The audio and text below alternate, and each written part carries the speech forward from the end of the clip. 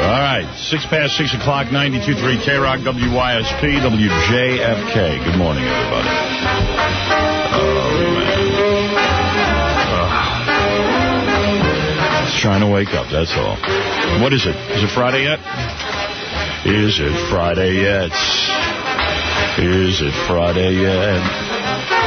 Uh-oh, it's Wednesday.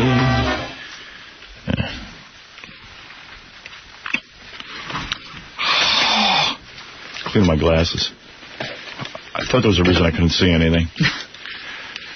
Hey, Jackie, still smell like garlic? Why would he smell like garlic? Jackie yesterday reeked. I don't think he showered or something. Really? I don't know what it was, but I thought it was like garlic. That's not true. It is true. We're sitting in my car, too. I smelled it in the morning on him. And he says, I didn't eat any garlic. So I sort of said, man, it's kind of... Because I once read a health book, where it said, somebody smells garlicky. Is a, I forget what that's an indication of. Do you know? No. So, no, I'm being serious. I said to Jackie, I said, man, I'm really worried about your health because I read that in a book, if you didn't eat any garlic. And I said, maybe I'm crazy. Maybe it's something I'm smelling, maybe something, because they sometimes cook with garlic in the building. That floor downstairs. Right, yeah. So maybe it's just left over from the night before. But then we got in the car, because I gave him a ride yesterday. And Ronnie had to open up all the windows because Jackie smelled like garlic. Really? Yeah. After you told him I smelled like garlic. Oh, it's a power of suggestion. Oh, power of suggestion. Yeah. I said, nah, Jackie smells like garlic. And then all of a sudden, Ronnie's driving along and goes, wait a second. Whoa. Seriously, your wife didn't say you smell like garlic? I haven't seen my wife. Oh, okay. She's avoiding me. All right. I'm telling you, it's a health thing. If anybody knows what that is.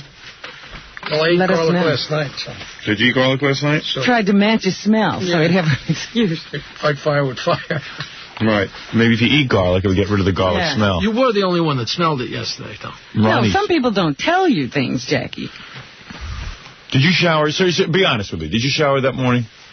Yes, I shower each morning. You did? I'm telling you, that garlic thing I showered with my foot outside of the curtain. That's a health thing, man, that garlic smell. Okay. I'm telling you. Hey, the phones are ringing. Somebody must know what I'm talking about. I got enough problems. You don't have to give me more things to work. So I'm not giving you the problem. Yeah. You're making him upset every day telling him about his health. Because he's all worried about his feet. Yeah. That they're not going to grow back in, or they're going to grow back thick and hooved. Is he on a health... Oh, yeah. He ate, he always eats my lunch, because I only eat half of it. So he ate it up yesterday and said, oh, this is good. He buried it in so many condiments. I know. He makes something out of that every day. He makes a salad. A little salting and pepper. A little pepper. A little salt. I mean, 3 packs. Whatever he can find, he dumps into yeah. He complicates everything. A little mustard. Good problem with him. But all right, listen. What's the deal? I'm not going to be his mother. Slow news day.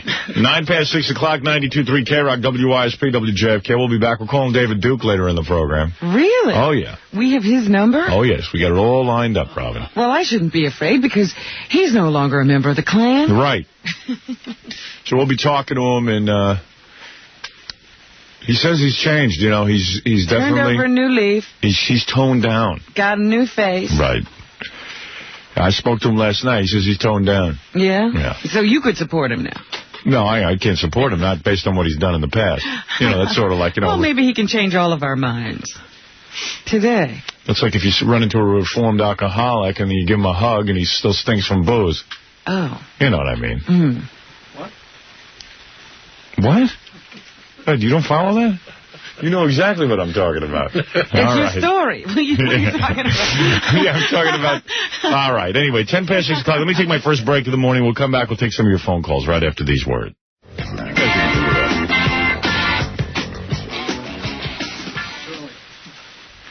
Pretty funny. We were going to do that idea, actually, but we couldn't figure out how to light it. Just an inside joke.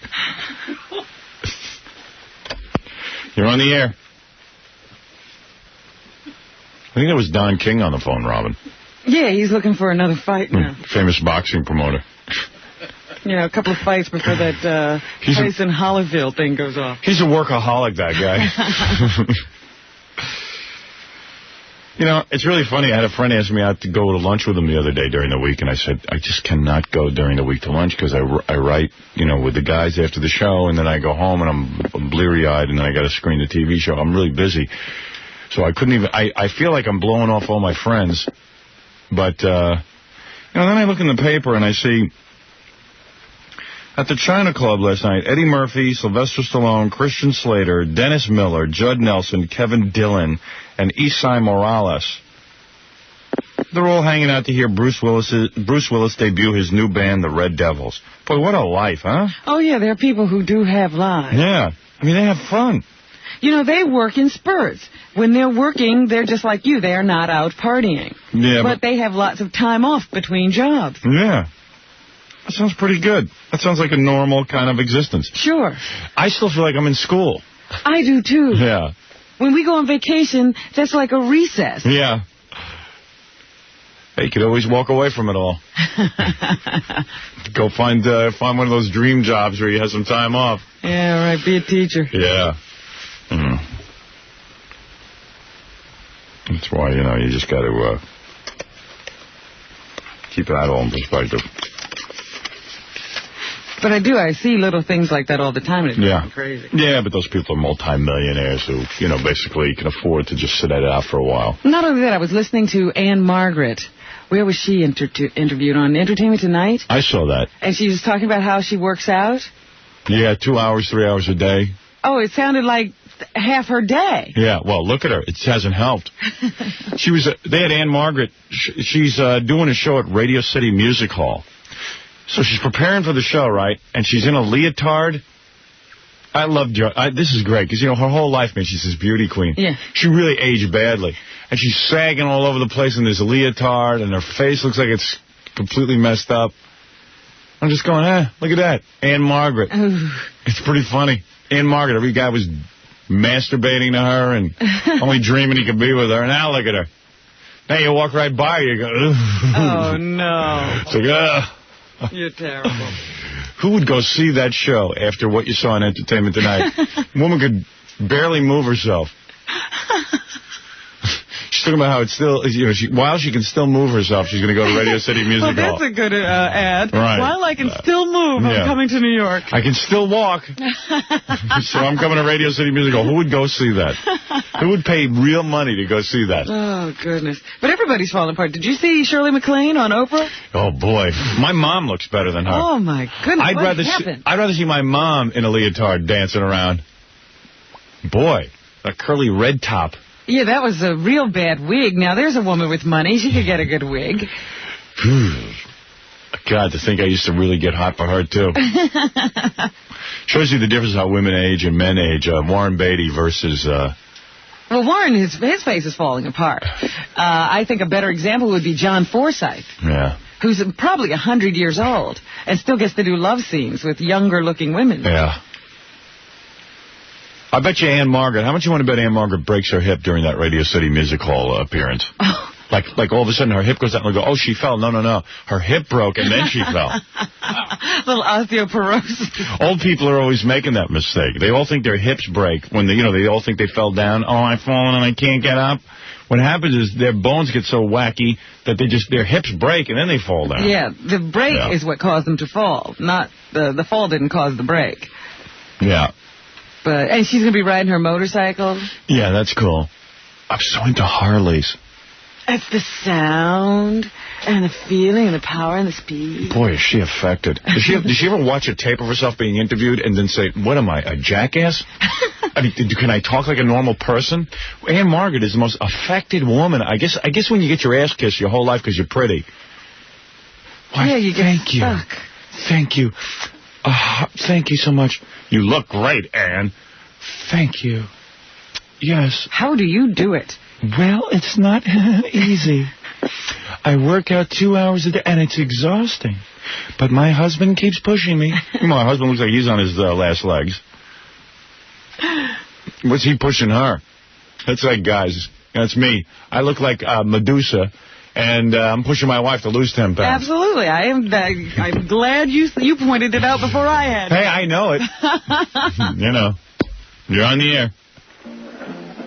Last night I stayed up late to masturbate. It felt so nice. I did it twice. Last night Is this Jackie Martling? I stayed up late to masturbate. It felt so good. I knew it would. For you can see me working on the short strokes. I use my hands. All right, very good. Got backup singers. Yeah, I mean, someone actually put some money into that production. All right, our listener's calling in with a special request. It's pretty funny. We're working on a song.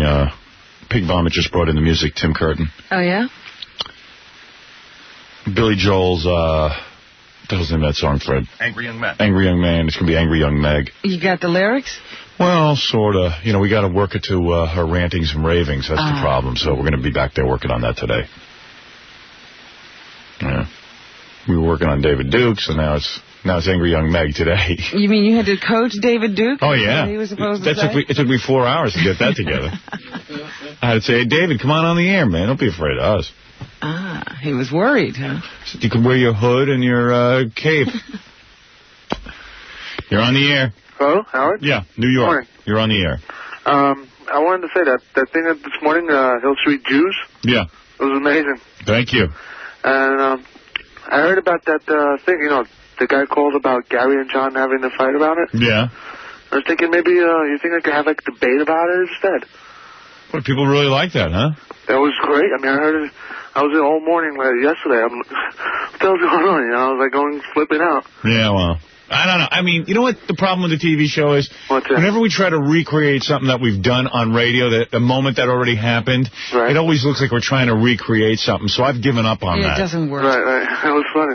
Like, did you hear when Sandy Korn was on the other day and she was like real stupid about current events? Right. So everyone said to me, well, give her a test on the TV show. And it's like, nah, we sort of did that already. It just never happens. It just never works. Yeah, if that happened on the TV show, that would be fine, and we'd never try to recreate it for radio. Yeah, it's just kind of weird. It's like the TV show a lot of times hears stuff that's really funny, and they're right, it is funny, and it would be great if it happened on TV too, but it just can't. In fact, Dan said to me when we were leaving the TV meeting on Monday that it was really funny when you were doing the Larry King thing. You know, and you were saying, is this a Larry King or is this a Howard Stern? Yeah. I was like, you know, I like that. Maybe we should do that. Yeah, well, you know, it just was, that was spontaneous, you know, it just doesn't, what was funny about it was the spontaneity. Right. But it was spur of the moment. Right. A lot of my friends, like, you know, sometimes they say, poor Gary, poor John, you know, like... Hey, you would die to be poor Gary or poor John. I mean, like, you know, I like them both, you know, I always, you know, I'm listening to you guys, like, for the past couple of years already. Like, Gary has it so good, I can't even begin to tell you. If you think I'm a ball buster, you're absolutely wrong. No, I said to way. Gary, I'll give you an example. No way. I said to Gary now, I think I even said it on the air, Robin, you might be aware of this. I might have said it about 6 weeks ago now. Mm-hmm. I've been actually keeping track in my diary, how many, you know, what do you call it, my calendar. Right. 6 weeks ago, I said to Gary, I want you to update me on where you're at in the computer. Oh, yeah. You remember this? Yes, I do. I haven't received one update. And you know what? I'm not saying anything to him. I'm just going to wait and see how long it takes. I was going to come in today and say I want to report on my desk every Monday about where we're at in the computer. That's great. Because I have a lot of work for him to do in the computer, and he's supposed to coordinate with Shelley and meet regularly with Shelley. Then he gives me a song and dance how Shelley doesn't like to talk to him. I said, I don't care who likes to talk to you. I said, this isn't about liking to talk to somebody.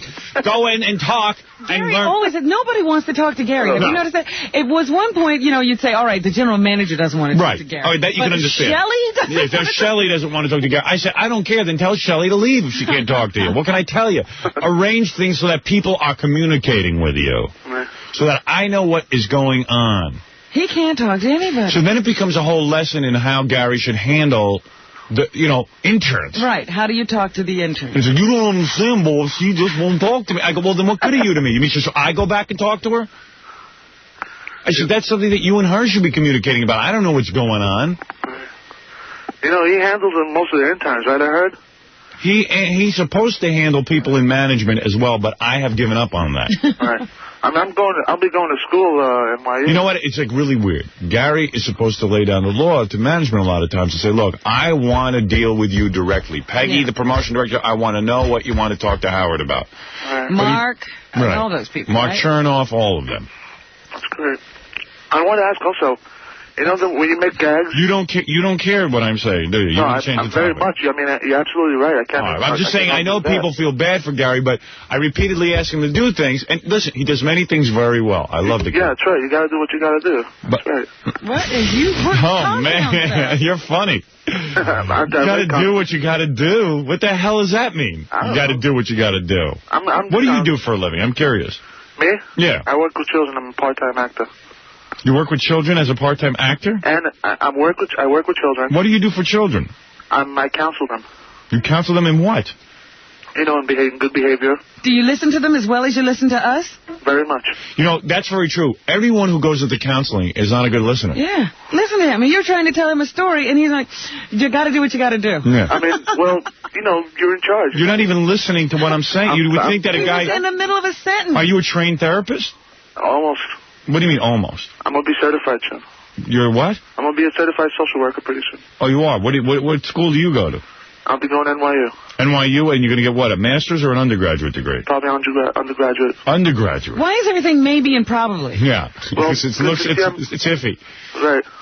You know, I have seen things like this before. When you have an undergraduate degree, you're really not qualified to counsel anyone. Right. I mean, I took a few psych courses. Yeah. Am I a counselor? This is what I'm saying. Counseling is a joke. The idiots who counsel, not that you're an idiot, sir, but I'm saying in general, the idiots who counsel, they call these people counselors. They make about $13,000 a year. Some of them make as much as 15. Am I correct? Yeah, basically.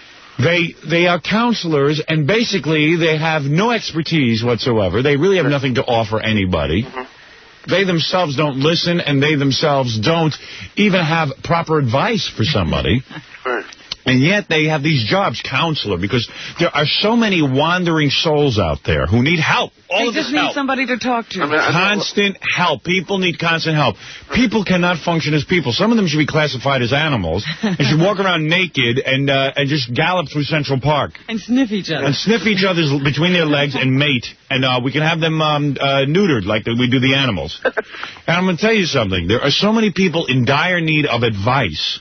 I have never seen, there is such an advice industry in this country. I thought that, you know, I used to think that common sense was what I said, very common. It is a non-productive industry. Right. Because nobody ever gets cured. Nobody ever is helped.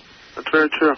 What I'm saying is that common sense we talk about is a very rare commodity. It's not common at all. Right. And it's common sense. And you know what? You get your graduate degree. I know somebody who's a therapist. I'm not going to mention any names. Right.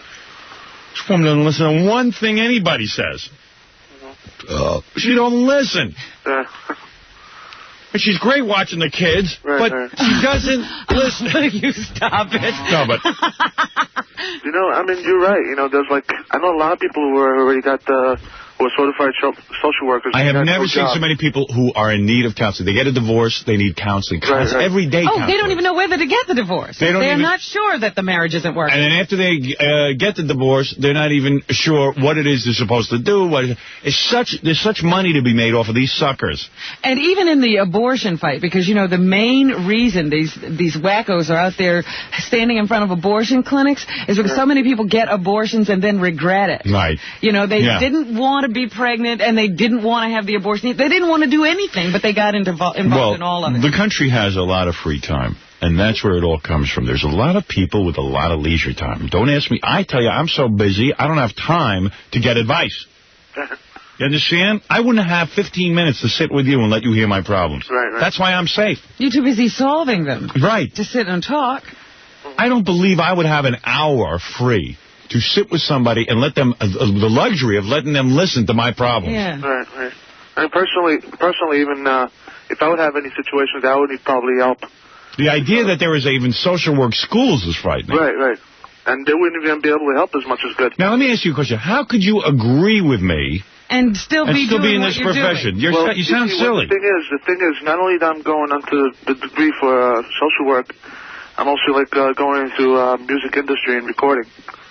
I see. You're going to have a double major, music industry recording and social work. Right.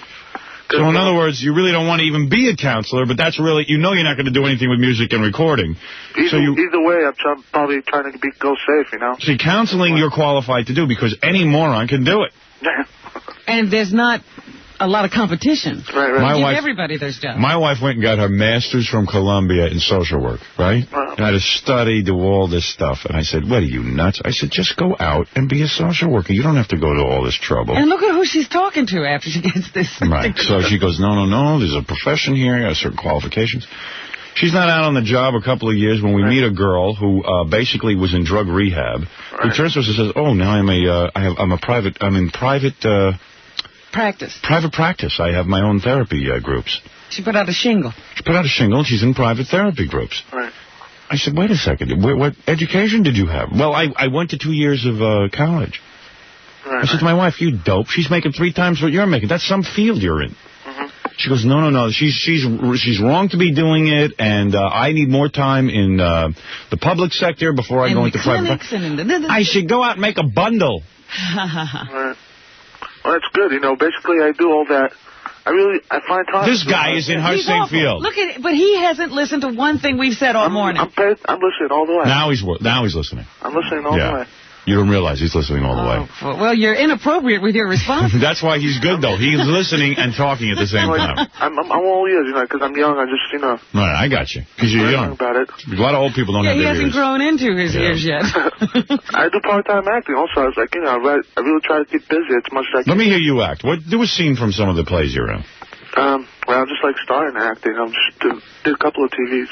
You were on a TV show? I was on the Comedy Central spoof. You know that MTV Giving Back. You can barely articulate a sentence. I can't understand what How could you be an actor? I can't understand what you're saying. It's really. What were you on? Comedy what? Comedy Central. Yeah. And it was an MTV. It was a gag for MTV. Yeah. And basically we did like a video for Bruce Springsteen. Yeah. Can't Start the Fire. You were in that video. Yeah. The spoof of the video. Yeah, right. And do you speak? Not really. Because you can't enunciate. Let me hear you do a scene from a play. From a play? Yes. Which play? Anyone you know. Shakespeare. You know any Shakespeare? Oh, please. Any Shakespeare? Anything, a school play, anything that you've been in. Oh, a school play if I did. All right. I did one part from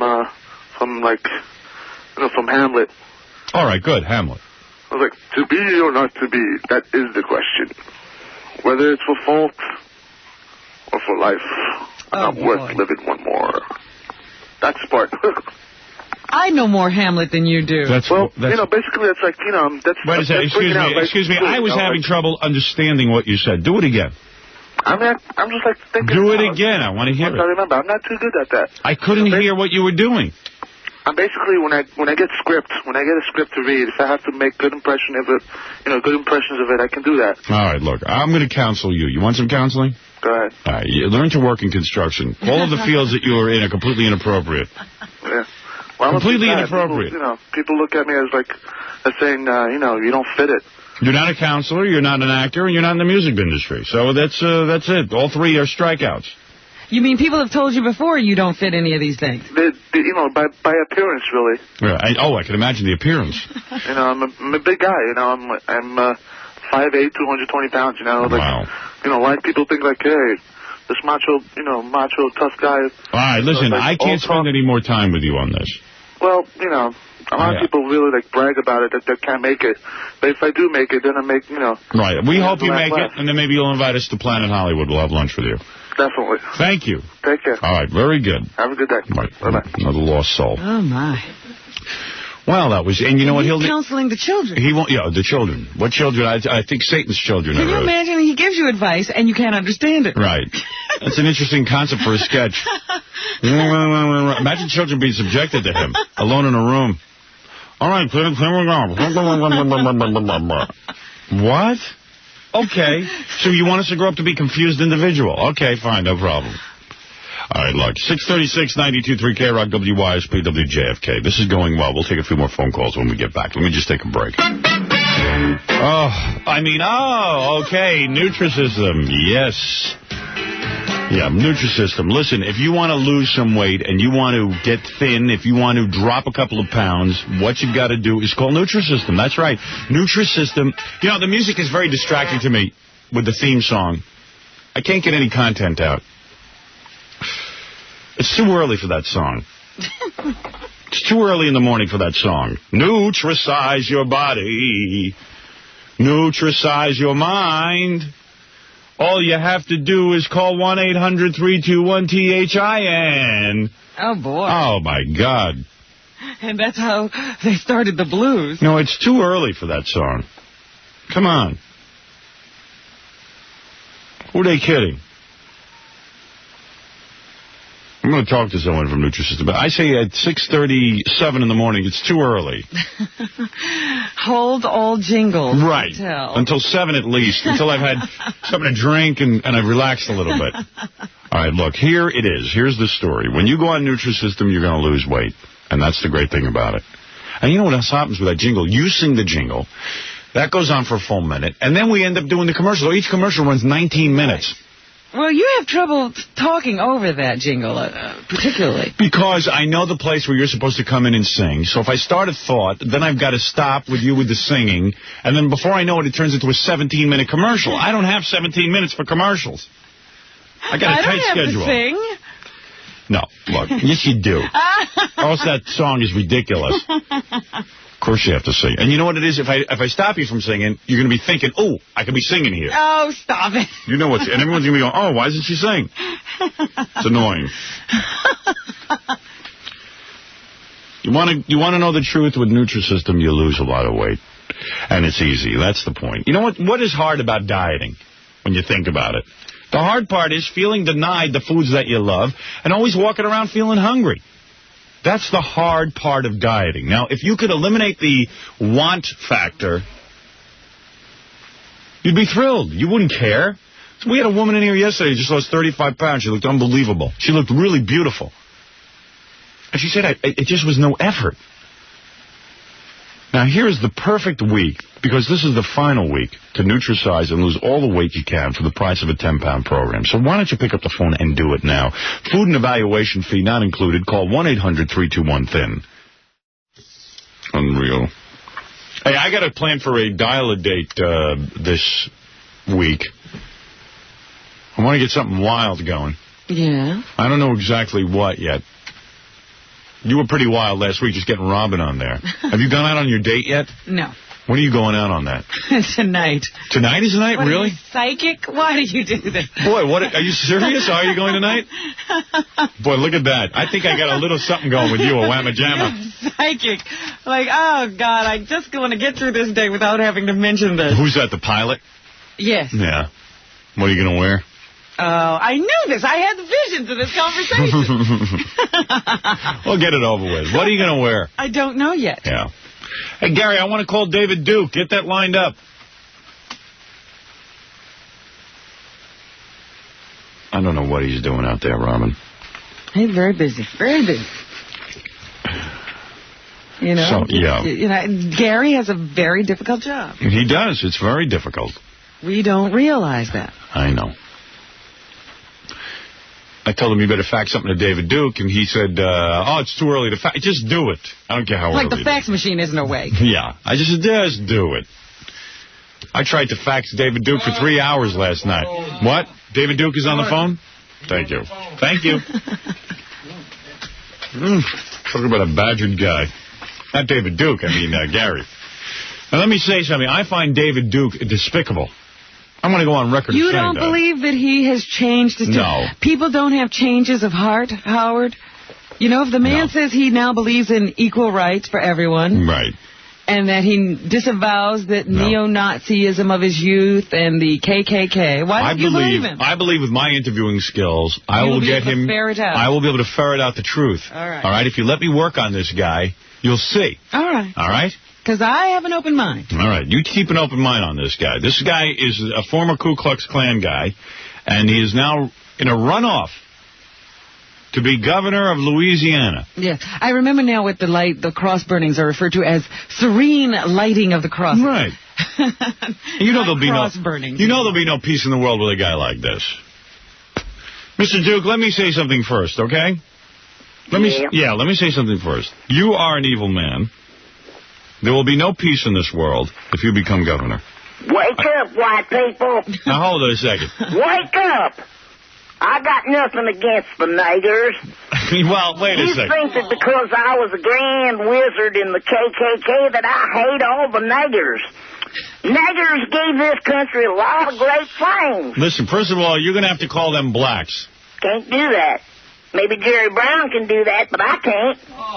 All right, look. Well, I see you haven't changed your tune. See, I told you my interviewing skills would ferret him out, Robin. Thank you, Howard, and it didn't take you long. No, okay, I just want to go on record, first of all, on behalf of the Howard Stern Show, as saying that all of us hate you, and we're against that word, niggers. The nigger word? Yeah. Don't be so afraid of that word. Why? It's a friendly word. Lots of blacks call themselves niggers. Look at that group, niggers with attitudes.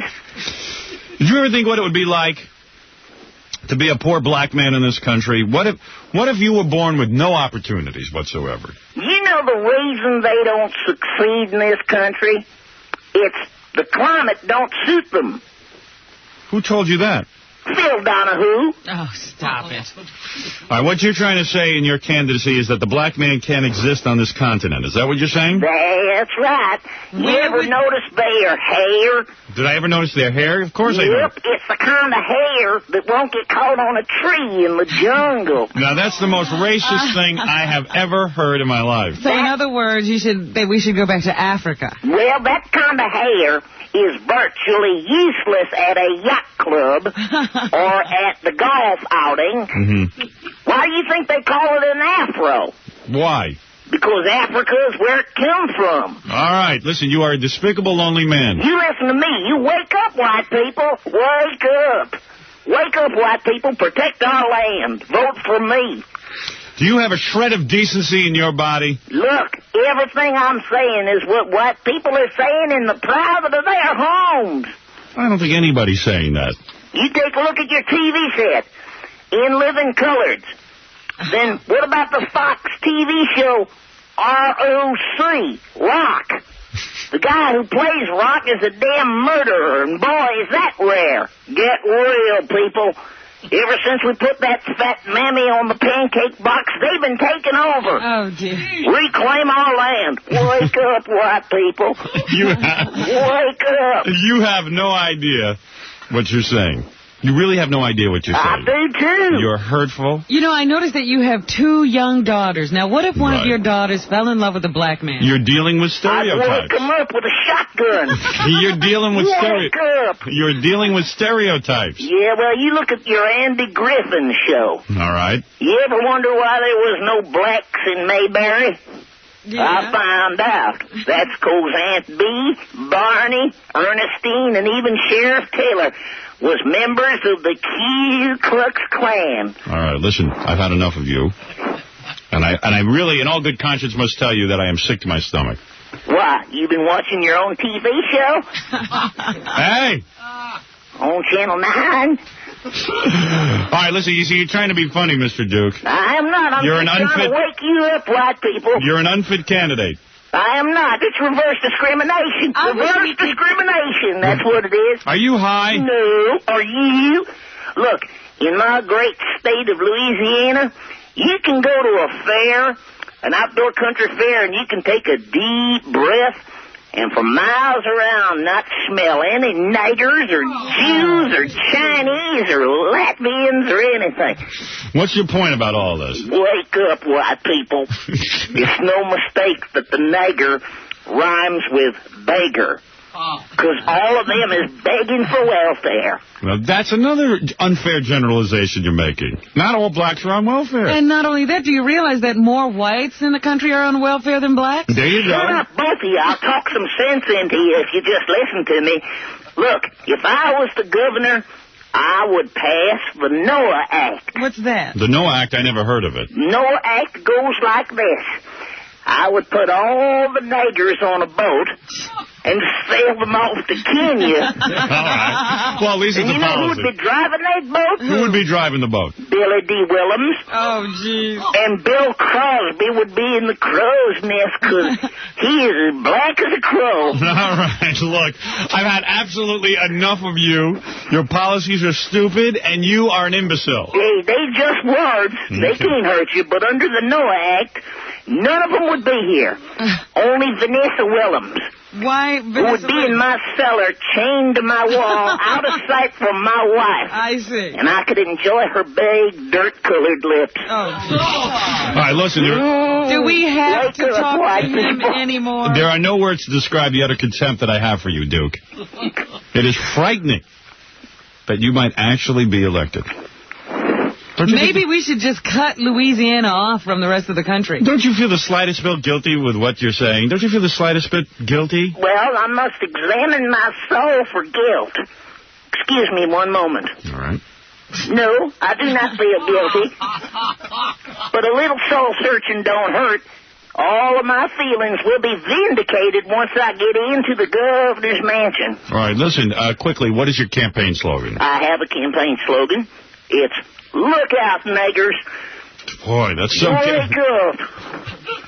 Now, I thought we read in the paper that you toned down your campaign. Oh, yes. All the things that I have discussed with you have been toned down and mollified. Wake up, white people. Wake up and vote for me. Open your eyes. I see absolutely no indication that you've toned down your racist views. Absolutely none. Niggers, Jews, Catholics, immigrants, sterile females, homosexuals, and gypsies. Oh, and Mexicans, look out. Who's going to be left? Nobody really, except white people that will wake up and vote for me. All right, listen, I'm going to hang up on your filthy ass. Wait. Howard? Yeah, yes. Excuse me. Could I just say happy birthday to my mama? All right. Hi, Mama. Happy birthday. I'm working on it, Mama. Getting rid of all the niggers just like you taught me. Boy, I sure do miss my mama. I haven't had sex in 3 weeks. Well, did I say something that won't hurt my campaign? Wake up, white people. Hey, one last question. Up. Robin did a story in the news yesterday. Listen to my nigger messages. Hey, listen to me. Listen to me. Yes. Did you have plastic surgery? Oh, yes. I had my lips thinned so I would not be mistaken for the negra. Well, you should be disgusted with yourself. You're a really horrible man. You really are. Yeah, well, I can see here by my nigger counter that I have said the word nigger 942 times in this conversation with you. All right, that's it. I hate you. I'm done with you. Wake up, white people. Wake up, wake up. Wake up! Wake up? Who, the white people? No, my wife. Wake up, honey. You sleep all day like a lazy nigger. Get up! Oh, Get up! All right, very good. Goodbye. Thank you. Oprah Winfrey is a troublemaking big mouth. All right. Wow. I had to hang up on him, Robin. I couldn't take any more of that racial spewing. I couldn't take any more. He's despicable. Well, you certainly exposed him. I exposed him for what he is. Now, I hope you all understand that this man can't be governor. Well, I don't think they heard it in Louisiana, though. I'm going to send the tape to Louisiana radio stations so they could hear it. We didn't call the Klan this week to see how they felt about this. Oh, yes, we did. Oh, we did? Oh, sure, I get the message. Yeah? You want to hear it? Yeah. All right. You mean you want to hear the real message? Right. All right, okay. 720, 92.3 K-Rock, WYSP, WJFK. Let me take a break. I'll get that queued up for you. I taped it. You know, Butterbud sprinkles. Wow, is that good stuff or what? Wake up. Wake up. Wake up, wake up, wake up. Who, the white people? No, my wife.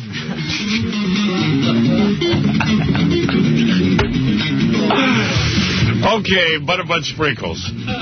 How much do you love Butterbud sprinkles? I love them. You know why? Because 4 calories a serving, and I get the great taste of butter. You know how many calories are in 1 serving of butter or margarine? Yes, margarine and butter have the same amount of calories. 70 calories. You know, this could be read almost like a sermon. This is 4 calories versus 70 calories. And you get the great taste of butter, which is terrific when you're eating a baked potato or, I don't know, popcorn like you used to have with the Butterbud sprinkles. Vegetables.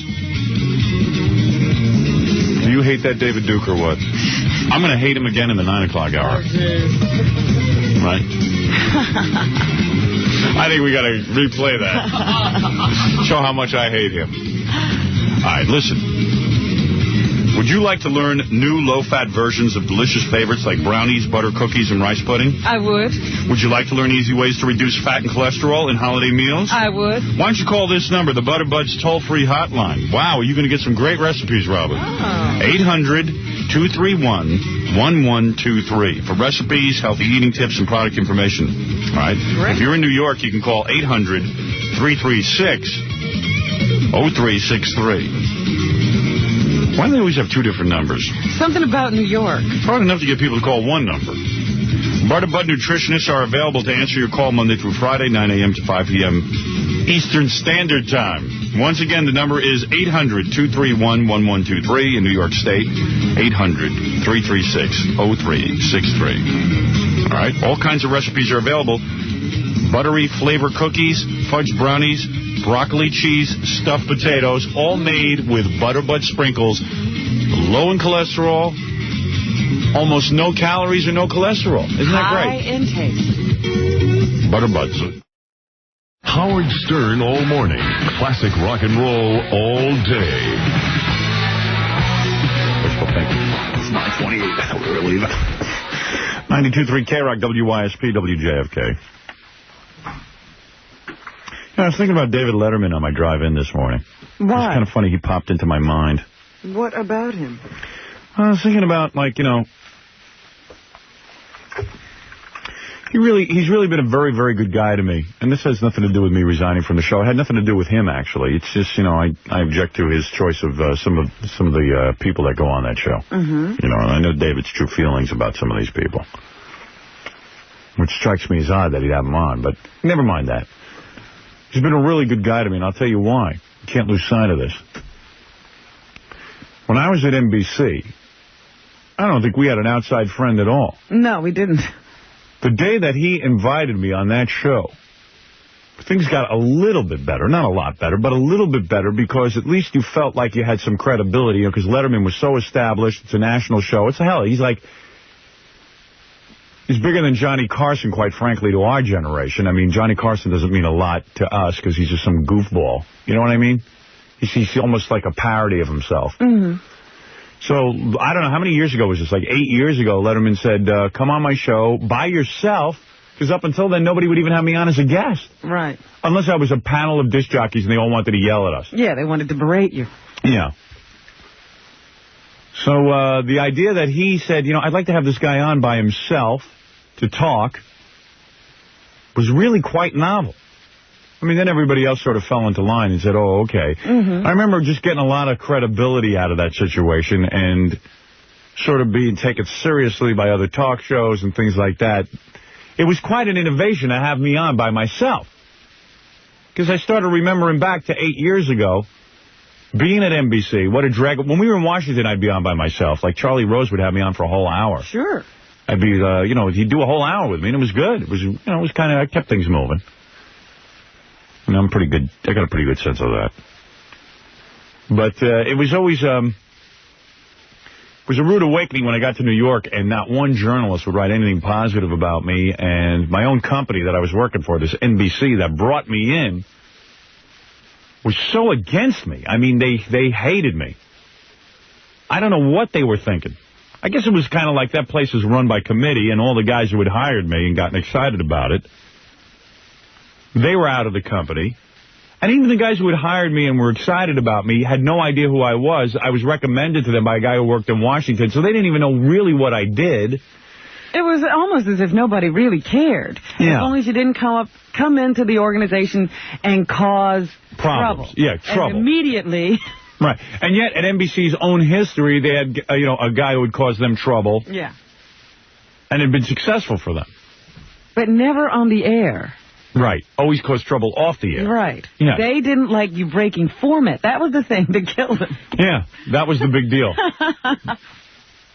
Yeah, they objected to Imus because off the air he was drinking and stuff. But on the air he behaved himself. He stuck to the format. Right.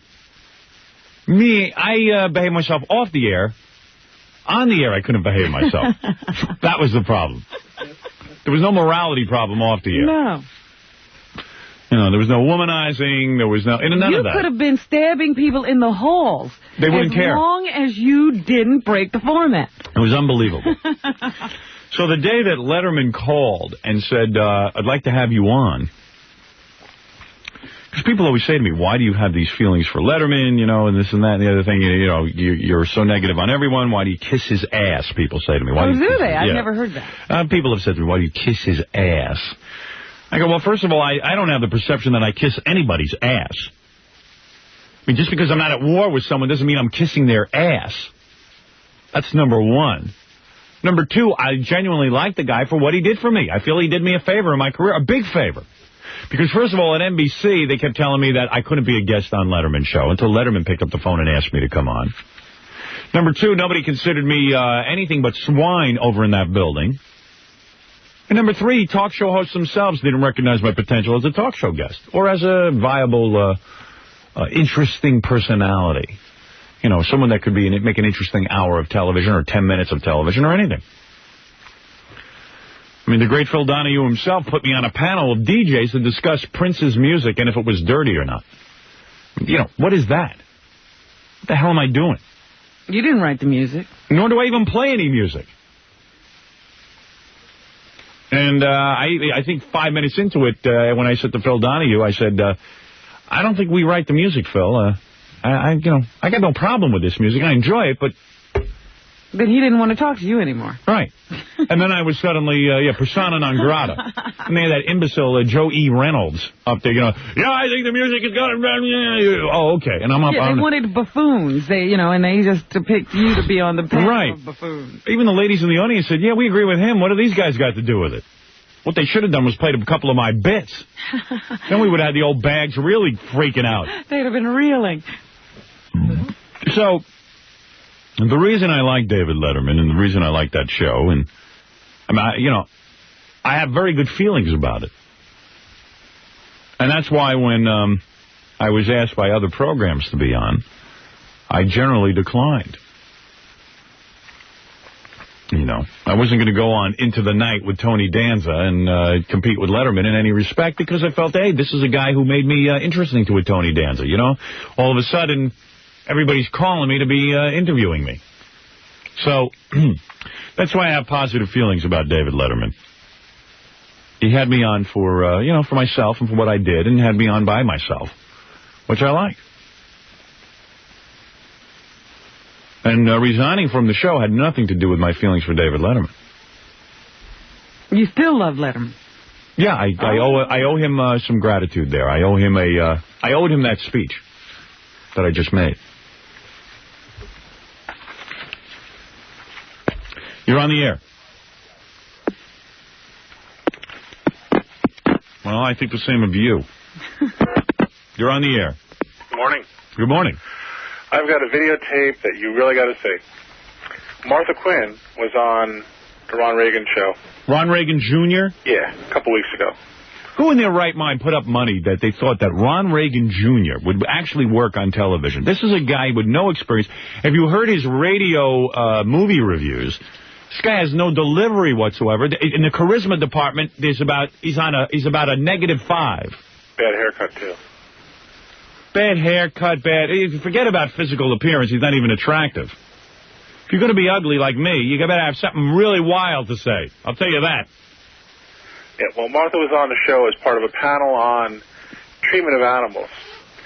And she was wearing this tiny little dress, cut real low. And she leaned forward quite a bit. Could you see some... you saw, yeah. I don't know what word I can use or not can't use, but it's... Oh, I know what you're referring to, areolas. Yeah. Yes. And she was looking pretty good. Really? But she doesn't have much on the chest department. Well, maybe it's push-up bra, maybe it's something else, I don't know, but...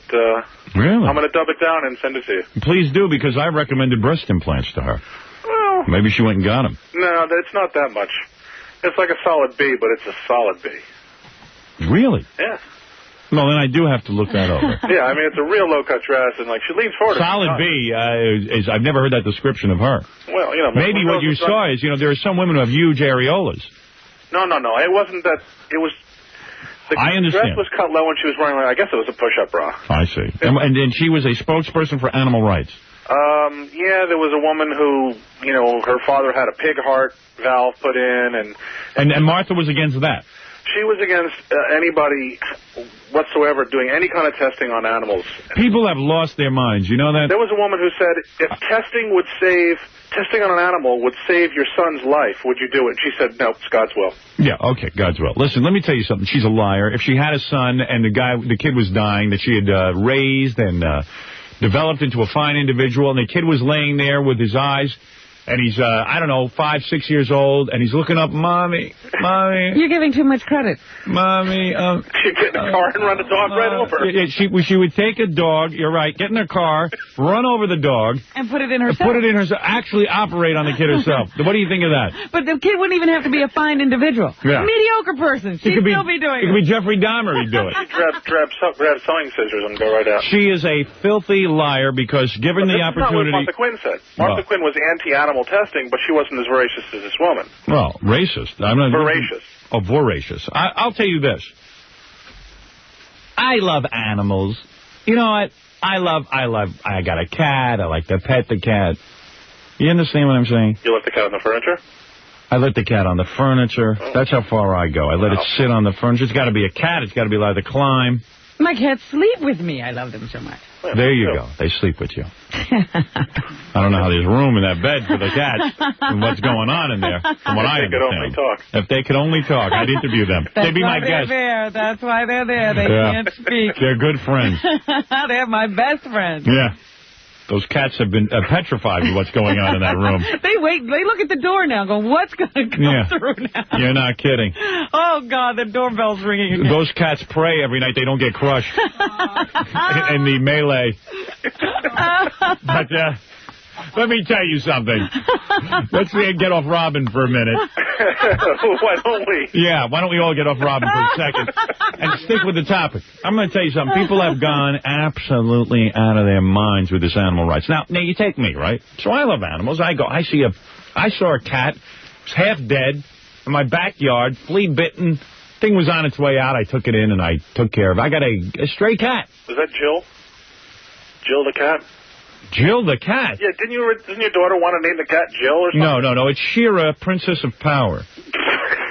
Okay. Hey, don't make fun of my kid. No, calm down. Think it's funny. Well, let me tell you something. If my kid was ill, I'd take that cat's head and chop it right off and stick its valves right inside her. Oh, dear. Because I got news for you. I love the cat and everything else. Now, you take eye surgeons. You know, they operate on cats every day. What they do is they take their eyes and they operate them, and then they kill the cats afterwards. And why do they kill the cats afterwards? Because they're blinded by the operating. Oh, they got to practice. They got to practice. Now, where do you want these eye surgeons to practice? On what? What are they going to their first time to be on a human being? They better not do it on me. I'll supply the cats so they can practice before they do it on me.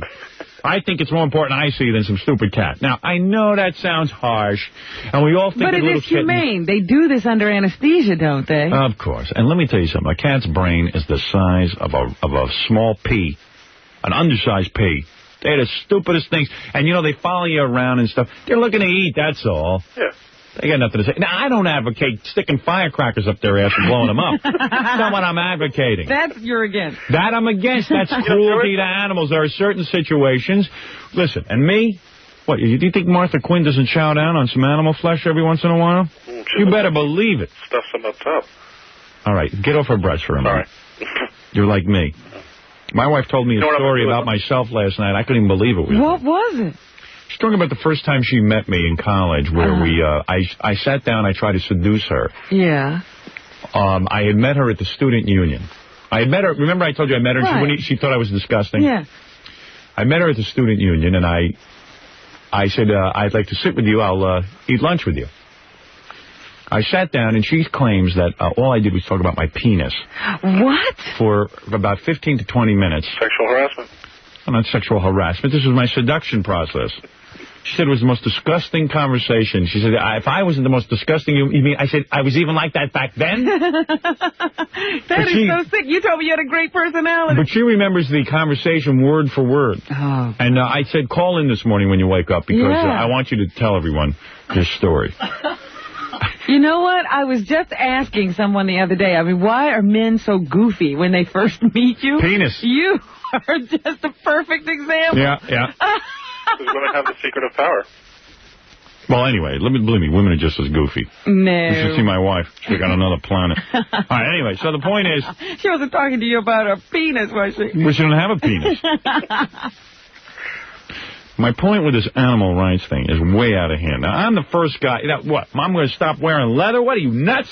Well, I mean, they do certain tests where they really crucify the animals. Right, I'm against that, but you got to be rational. When it comes to medical research, when it comes to heart valves, cow ligaments in the knee, you got to go for it. You got to go for it, because I got news for you. What are you going to do? You'll see when it happens to you, when your knees go and you need a cow ligament, you're going to put it in. I draw the line at monkeys' hearts. Because that is never going to work. Oh, it's going to work. It is never going to work. It's going to work. There's going to be some bad side effects, but it's going to work. Monkey heart is fine. You want to take a few monkeys, take their heart out and stick it in some guy's chest. Go ahead. Don't do it. God bless you. You don't want it, don't have it. I pass on. When you're laying there with the tubes, you'll see. They'll put the monkey heart. They'll say, give me a second one, just a backup. You know, our own Fred Norris wanted to be a dentist for years and used to practice dentistry on the family cow. And let me tell you something. He made headway. Here's a guy who helped me. I had a chipped tooth the other day. It's true. That's where he got the box of gold teeth. Right. No, but the point is, actually, Fred's grandfather used to practice on Jews. Do you want us to go back to that? Well, so Fred has really made an improvement in the whole family tree. Cows are sacred. Yeah. So, Latvia, they had a different custom. So they were very animal conscious. Yeah, they were. Animals, no problem. They never harmed an animal. Yeah. But anyway, the point is that you got to use your common sense. You got to use common sense here. Well, you can't get carried away. Believe me, Martha Quinn eats a hamburger. You better be sure she does. I'm going to dub that. Let me see her breast. I'd like to examine that for myself. I'm going to dub the best part of it over and over again so you can watch it sort of uninterrupted without rewinding. Thank you very much. Two quick things before... If you could slow it down and blow it up, I'd appreciate that as well. I don't know how sophisticated your equipment is. Not really, but I have a video frame printer. All right, very good. Thank you. One last thing. Yes. Can you please play the Bijou thing, the skit you did where, you're reciting your own list of movies? I don't know. We'll see if I can get to that. But there's a lot to get to. Oh, okay. All right, thanks. Bye. Bye-bye. Bye-bye. We play that at the beginning of the show.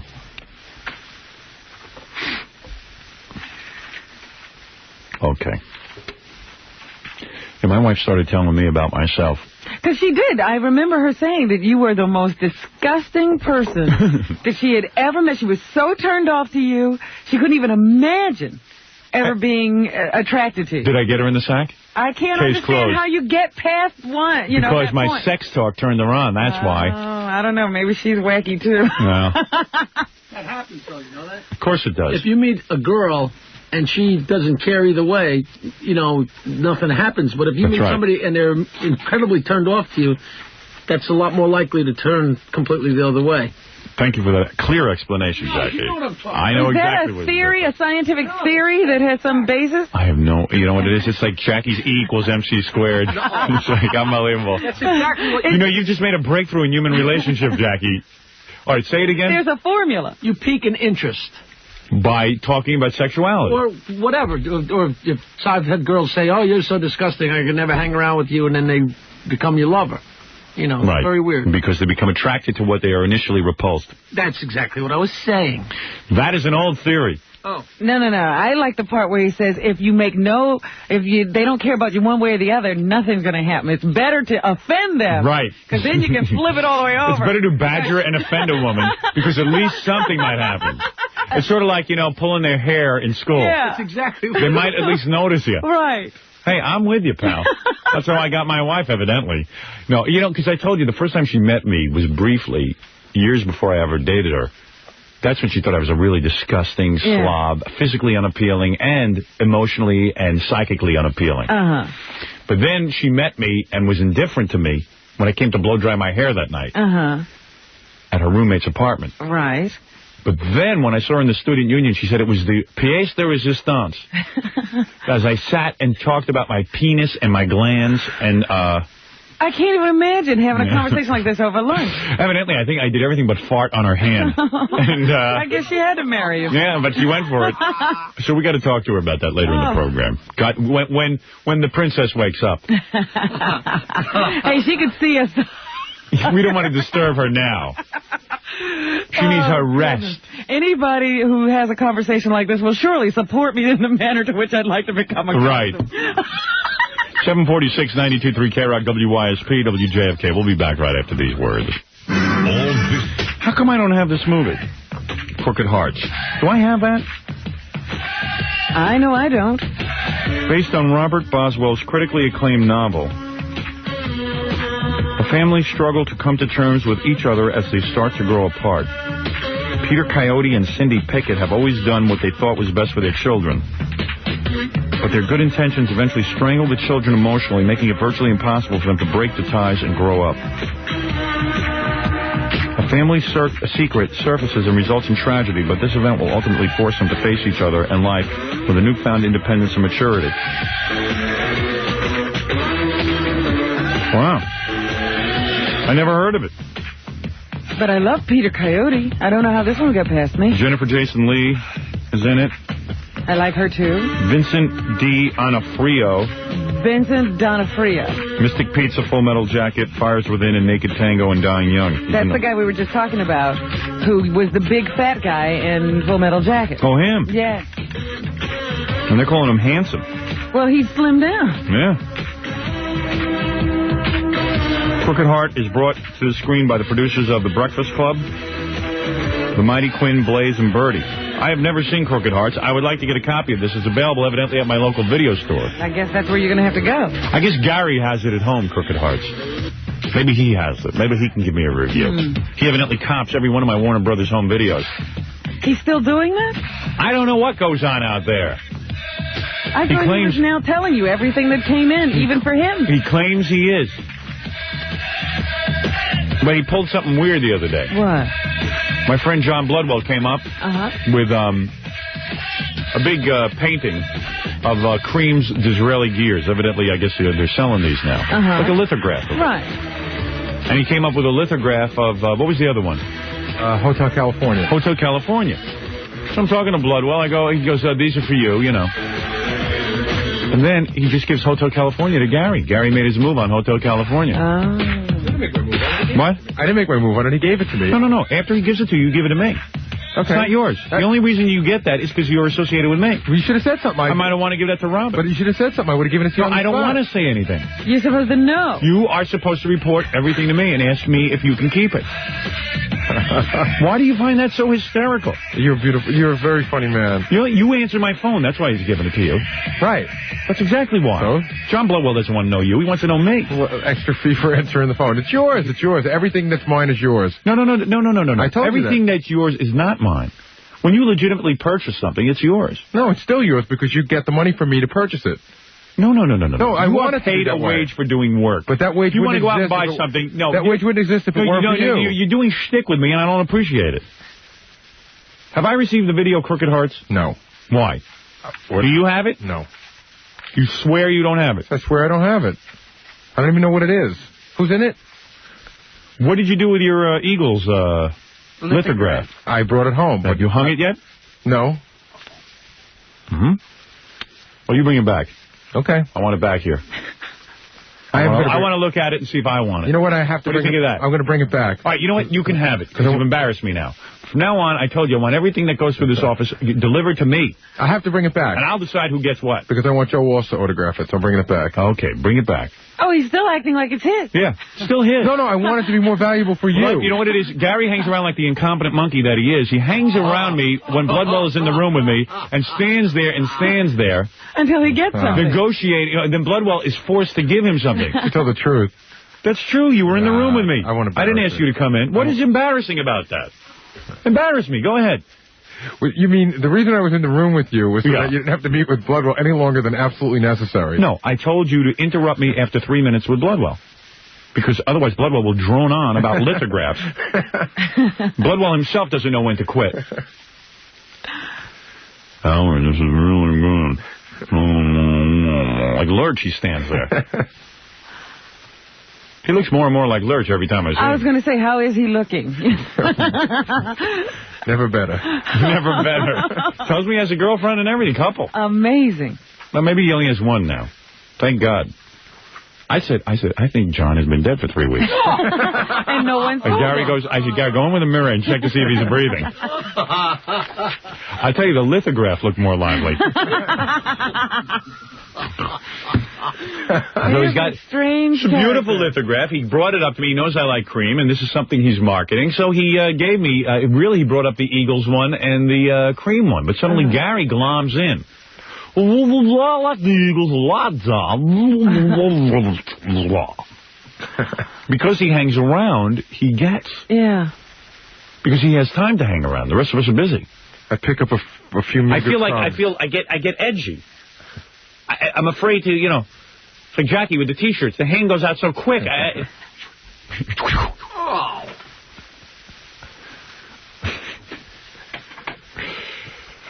But, so you have your lithograph now. Well, I have a lithograph. I'm not calling it mine. Right. I wouldn't call it yours for long. You know what? Have Joe Walsh sign it for me. That's a good idea. I'm going to do that. That's a great idea. I want you to think for me like you think for yourself. You know how you have Joe Walsh? He runs in, he gets Joe Walsh signing things. I want you to think like that for me. What can I get signed for Howard? Not for me when I'm at work, meeting people who I would never meet normally unless it was for Howard. Do you understand that? Absolutely. What do you think for me? I want to say, gee whiz, these tapes, never mind my tapes at home that aren't organized, Howard's tapes here are so disorganized. That's what I'm going to work on organizing, because I want to succeed in life. I want to make myself so valuable to Howard that no matter what I ask for, I'm going to get. That's what I want you working on. Okay, thank you. Goodbye. All right? Bloodwell's up here with the 20-year-old album lithographs and Swedish rock bands. What an entrepreneur. And he's busy meeting with Gary. Feel bad for him. Meeting with Gary. Gary with it's amazing how he's always into something. He's always involved. So wait a second. The lithograph is for the show. Not for Gary. I'll decide what's done with that. Well, he did actually... Well, he did actually what? No, Tell me. Go ahead. He did actually what?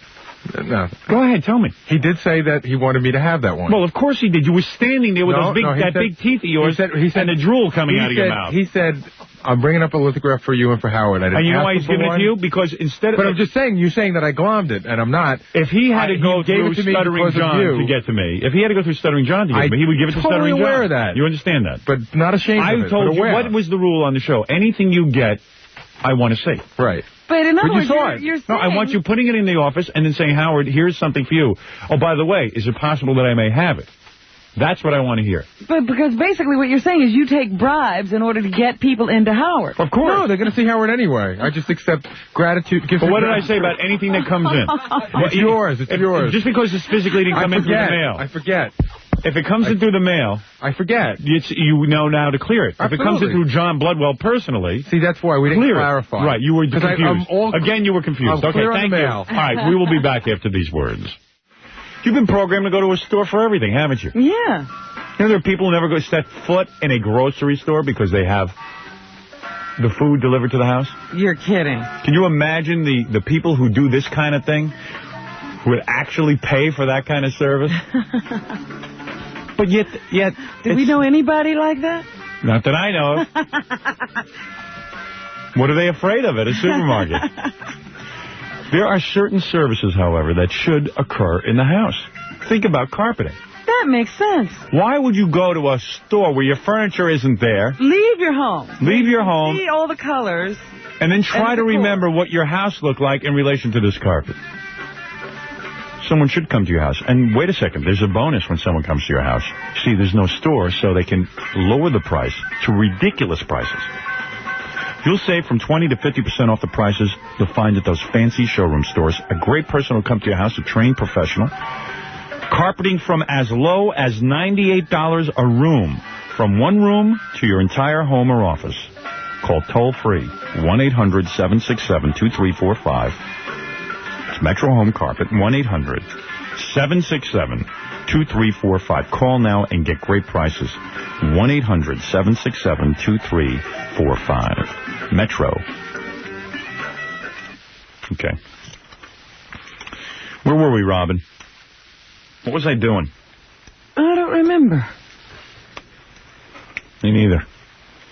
Maybe we were just taking phone calls. Could that have been it? Yeah, it might have been it. If anybody wants to be on Dial-A-Date this Friday. Yeah, you said you're looking for a hot topic. What's the topic? Well, you know me. I could do lesbian dating game every day and never be bored with it. But what? I mean, I love that. What about swingers? Swingers? Swingers? We haven't done that in a long time. Oh, you mean we've done that? Yeah. That's right, we have done that. Just I don't remember it. Oh, God, you don't remember the last time we had that couple in and they kept, every break they left to go to the bathroom? To have sex? Yeah. How about bestiality? Oh, dear. That's set up a guy with a dog. Never go near it again. I'm a little gun shy on that one. I did lose my job over that one. Allegedly. Nymphos. God, I'd love to do a nympho one. Can't find them. Molested women? That's a good topic with that Roseanne. It's a hot topic. Molested women, but they don't call in for dates. They won't call. Their fathers are keeping them from the phone. What about virgins? Let me go to the phone and see if I can find some women. I heard the guy from the National Enquirer say that Kirk Cameron was a virgin on his wedding night. That's absolutely true. He's a religious boy. But didn't he live with that girl? I don't know. How could you be a virgin around that? Got to be something drastically wrong. I don't believe that for a minute. How could you have her walking around the house? Yeah. And living with her. Was he living with her? Yeah. Nah, they ain't even no virgin. Maybe they just went, to like third base with each other. Really? You think they were just going, they just didn't go all the way? Right. Well, I can see why he had to get married. Yeah. I wonder why a young guy like that is so anxious to get married. Yeah. Oh, she's pretty beautiful. Yeah, but still, he's a TV star. Yeah. See if there's any girls on the phone. Hello? Howard? Are you a girl? No, I'm not. What do you say? How you doing? Before I get to the subject... Hello? No. Girl? Hello? Hello? I don't mean to be rude, but before he gets to his topic, who's calling in? President Bush? Howard? Yes? Good morning, Howard. Are you a girl? No, but I'm calling for Oriental Dial-A-Date. You and about half the world. Go to the Philippines. They have that already. You don't need to get that here. Yes. If you can't get if you can't get an Oriental, there's something wrong with you. They're the easiest girls to get. They come in catalogs. You can order a book. Listen to this for free. And get any one of them to come over. You don't have to marry them. They'll come here on the promise that maybe you'll think about marrying them. And they're totally subservient. You believe that? You think I'm making that up? They are so happy to get out of wherever they're coming from. I always laugh at guys who marry Orientals. Oh, stop it. Because, why, if you can get it for free, why marry? Hello? Yeah, Howard. You're terrible. Not all those Oriental people came by their husbands that way. Not all, but a lot. Yes? Any women for Dial-A-Date? Hello? Howard. Oh, come on, guys. No? Free up the lines for some gals. Hey, I just want to say one thing to him. What? Joan Collins last night on Dynasty. It was like looking at your grandmother trying to make out with somebody. It was disgusting. Let me tell you something. Huh? Let me tell you something. Those old crows on Dynasty is what did that show in. Who's going to believe that? I mean, that Linda Evans looks like a crystal. One of those crystals she wears hit her in the face. Even Emma Samms is... I mean, my goodness. I mean, you've got to have attractive women in these roles. At some point, Blake dumps, Crystal for a younger woman. That's what they did on Dallas. But everyone's afraid to get rid of Linda Evans. Like she's some kind of draw at this point. I don't know who's worse, Ann Margaret or Linda Evans. I see that Ann Margaret. What happened to her? What did she just eat bonbons? The whole beauty is gone. Really? Stay home. Hey, Howard. Yes, quickly. I am not a girl, but I am a first-time caller, and I wanted to tell you that. And you're a great guy. Thank you. Bye. Yes. Hey, Howard. Yes, quickly. I am not a girl. I've seen such ridiculous television. You know, if I was Ann Margaret, I swear to God, I'd have the water checked in my house. There must be something bad in the water over there. Where's that, Los Angeles? How old is she? I don't know, but my God. She's got a figure like my mother. You're kidding. I swear. That's why she's wearing that long sweater. Yeah. And you just see the legs. Of course, Robin. Oh, boy. Now you've wised up. You got a body like that, you better find a nice long sweater. I'll go pay and see that. I'll go pay see a young Ann Margaret. And I'll put up with any of that annoying personality of hers. She's aging too rapidly. It's like one of those mutant kids with the aging problem. You ever see him on... lost that painting. Yeah, maybe it fell off the wall. Maybe she had to sell it to buy those giant glasses. I'll tell you. Well, other women I'd rather see up on Radio City. I'd rather see them. I'd rather see Barbara Siegel running around on Radio City. Wayne Siegel's wife. What do you think of that? Siegel's very beautiful. Sure, why not? Why can't she go to Radio City Music Hall? I don't know if she can sing and dance. But neither can Ann Margaret. I saw that on Entertainment Tonight. Huffing.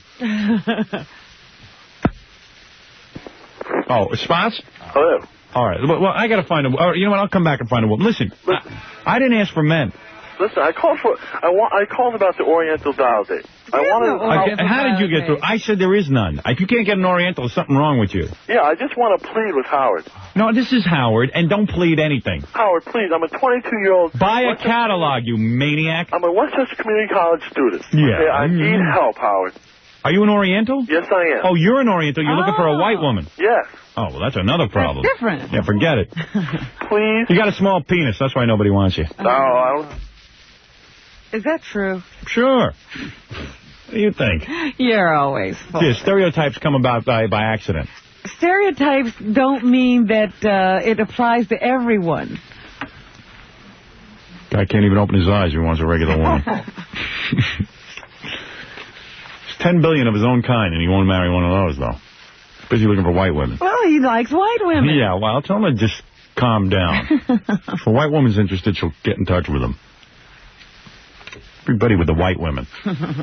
They're not leaving any for you. I'm a white guy. It was pretty hard for me to get a white woman. Imagine you're Chinese. All right, look. Let me do a commercial here, Fred. All right. What a stupid show this is. TNI, the company... 1-800-Mattress. What's the difference? Why can't I combine the pager with the mattress? I like that.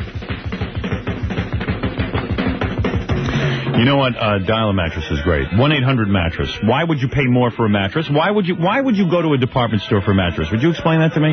Give me one reason to go to a department store for a mattress. Any one of you. What is a reason to go to a department store for a mattress? Is there one? Okay, now let's see. Well, they carry better brand names. No. Dial-A-Mattress has Sealy, Serta Perfect Sleeper, Simmons Beauty Rest, all the great mattresses. Well, I want to wait 6 months for delivery. I want to be treated in a rude fashion. They can only deliver while I'm at work. Maybe that's why you go to a department store. What could be the advantage to ordering from a department store or a bedding store? Dial-A-Mattress will get your mattress there in 2 hours. They'll deliver on weekends. They'll deliver at the nighttime. Whatever you want. Cots, water beds, futons, electric beds, name brand beds, anything you want. 1-800-Mattress. 1-800-Mattress. 1-800-MATTRES. Our friends of Philadelphia, you can use Dial-A-Mattress anywhere in the country. Anywhere you can hear the sound of my voice. 1-800-MATTRES. Classic rock and roll all day. Italicized, maybe? Yeah, italicized. It's like too many computers. They even have like little logos they draw. They have like I know, everybody's into designing their own monogram or logo. Computers have gotten way out of hand.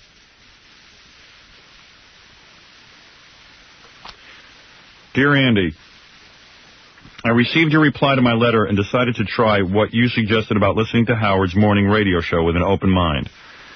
Attached is a typed copy of a daily diary of sorts with my notes on what I heard each morning for 1 week that offended me, that insulted my intelligence, and made me want to change channels. Stations it should be, but okay. I listened each morning during the time I used to listen to the music on your station, and feel that this was sufficient time to come to the following conclusions about your morning format. I knew it. It had to be a woman. Every one of these is written by a woman, by the way. Oh. It's always a woman. Because women have to get, like... This is the difference between men and women. Men are like, hey, this guy sucks, I'll turn him off. Women are like, I'm incensed. I have to have that removed. I have to take action. I have to make everyone else suffer. It's just I don't frightening. care if other people like it. It's got to go. You know, like that Tipper Gore, or Tipper Gore's husband is kind of a cool senator until you realize he's married to Tipper Gore and she just wants to take away people's freedoms. Mm-hmm. Then you're like, screw Tipper Gore and screw her stupid husband. She killed her husband politically. She really did. Well, he should be grateful. Yeah. I am. Because he's sort of like a loose kind of guy. He's not conservative to the point that it's obnoxious. Conservatism used to be kind of cool until, like, Bush gets a hold of it, starts appointing clods to the Supreme Court. Then you get nervous. You know, nobody's offended by fiscal responsibility. But good Lord almighty, when you get into all this... The other stuff. Yeah. Pornography, and they're going to control... and everything. Yeah, I mean, it's just, you know... So, yeah, Tipper Gore, and then there's all those yentas from... like that woman from Detroit, I can't remember her name, who went after Married with Children. Yeah, that genius, who's now so thrilled with herself that she got some reaction to Married with Children. She started her own organization. I saw a report on TV, just to digress here from the hate mail for a second, because we got to call some of these people. Some of these letters are too good. I mean, when you hear them, you're going to just, like, love it.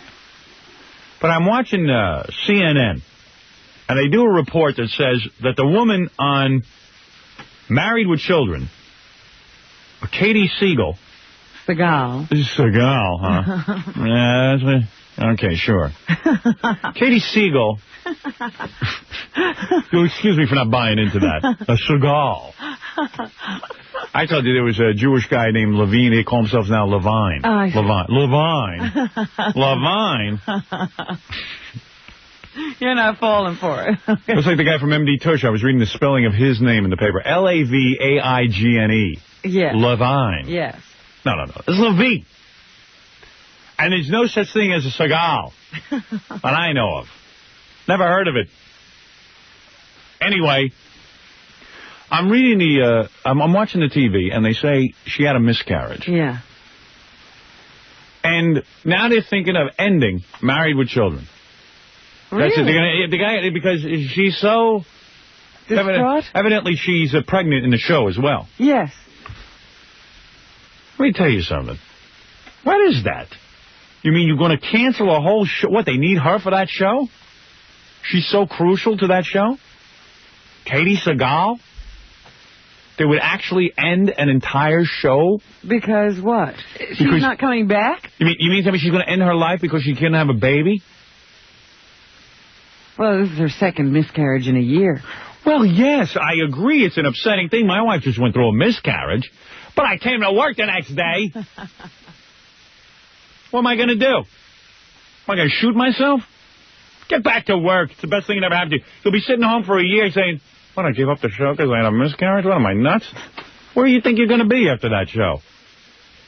Snap to quickly. Take a week off and then pull yourself together and get back on the set. Red Fox, I can understand him not coming back. He's got a legitimate excuse. And even him, you know, they should just wheel his body out, his stuffed, bloated body. Right out. They should somehow find a way to wheel him out onto this, that this guy was so... Prop him up. He finally got some success in his life again, and there's got to be a way to just take advantage of that. Anyway, getting back to... I'm sorry for the digression. Yes. But Howard Stern is a homophobic, sexist pig. Apparently he does not care about its female, minority, or gay listeners. What? The demographics of this show are aimed at white dudes. No. She doesn't even understand the word demographics. Yeah. The demographics are aimed How do you aim demographics? You can't. Demographics are what you get. You say we're aiming for demographics, but we don't. You can't aim the demographics. Everybody now is a media expert. Well, obviously she's not. Anyway, Howard Stern is not funny. You're right, his TV show is different from the radio show. The content is the same, but at least on radio you don't have to look at his ugly face. Prior to my correspondence with you, I intended only to boycott the morning hours, but now after listening to him and thinking about his attitudes and skinhead mentality, she is not allowing herself to listen to the... She's removing the station permanently from her car and home radio preset channels. Oh, she's banning herself. Yeah. What's she talking about? We just battled David Duke. Do I need to replay that? So anyway, what's funny about this article, this letter rather, is she kept a diary of what she didn't like. Oh, really? 7/25/91. When did she have this much time? You should see how beautifully printed this is. She logged it in a computer. Steve and Dino Rossi. You know what it is? I just want to ask her, how is it that she has this time, this constant time to correspond with Andy and to keep logs? Yeah. I got to get time like this in my life. Me too. Steve and Dino Rossi. In discussing Linda Lavin's divorce, Howard says it's okay for a man to commit adultery if his wife is ugly. No, what I said is if your wife doesn't take good care of herself, what does she expect? It's a difference. Wake up, white people. Tasteless jokes about the tragic and early death of Dean Martin Jr. are not funny. And apparently Robin's only function on the show is to laugh at Howard's witty comments. I don't see that. Well, she only listens for a certain regimented period of time. Maybe she didn't see my function. She keeps great records, I'll tell you that. I tell you something, I would like to hire her instead of Gary. You know what? We need people logging in our computer. Yeah. In this detailed fashion. Can we hire her? 7/26/91. Mrs. Stern and her rich, shallow friends show up. Howard describes his wife's friendships as being catty and insincere. Thus, his wife is nice to their face but talks behind their back about their shortcomings. Of course, no one else ever does that. I just admit to it. This woman can't take honesty. There isn't a person on this planet that doesn't talk behind other people's backs.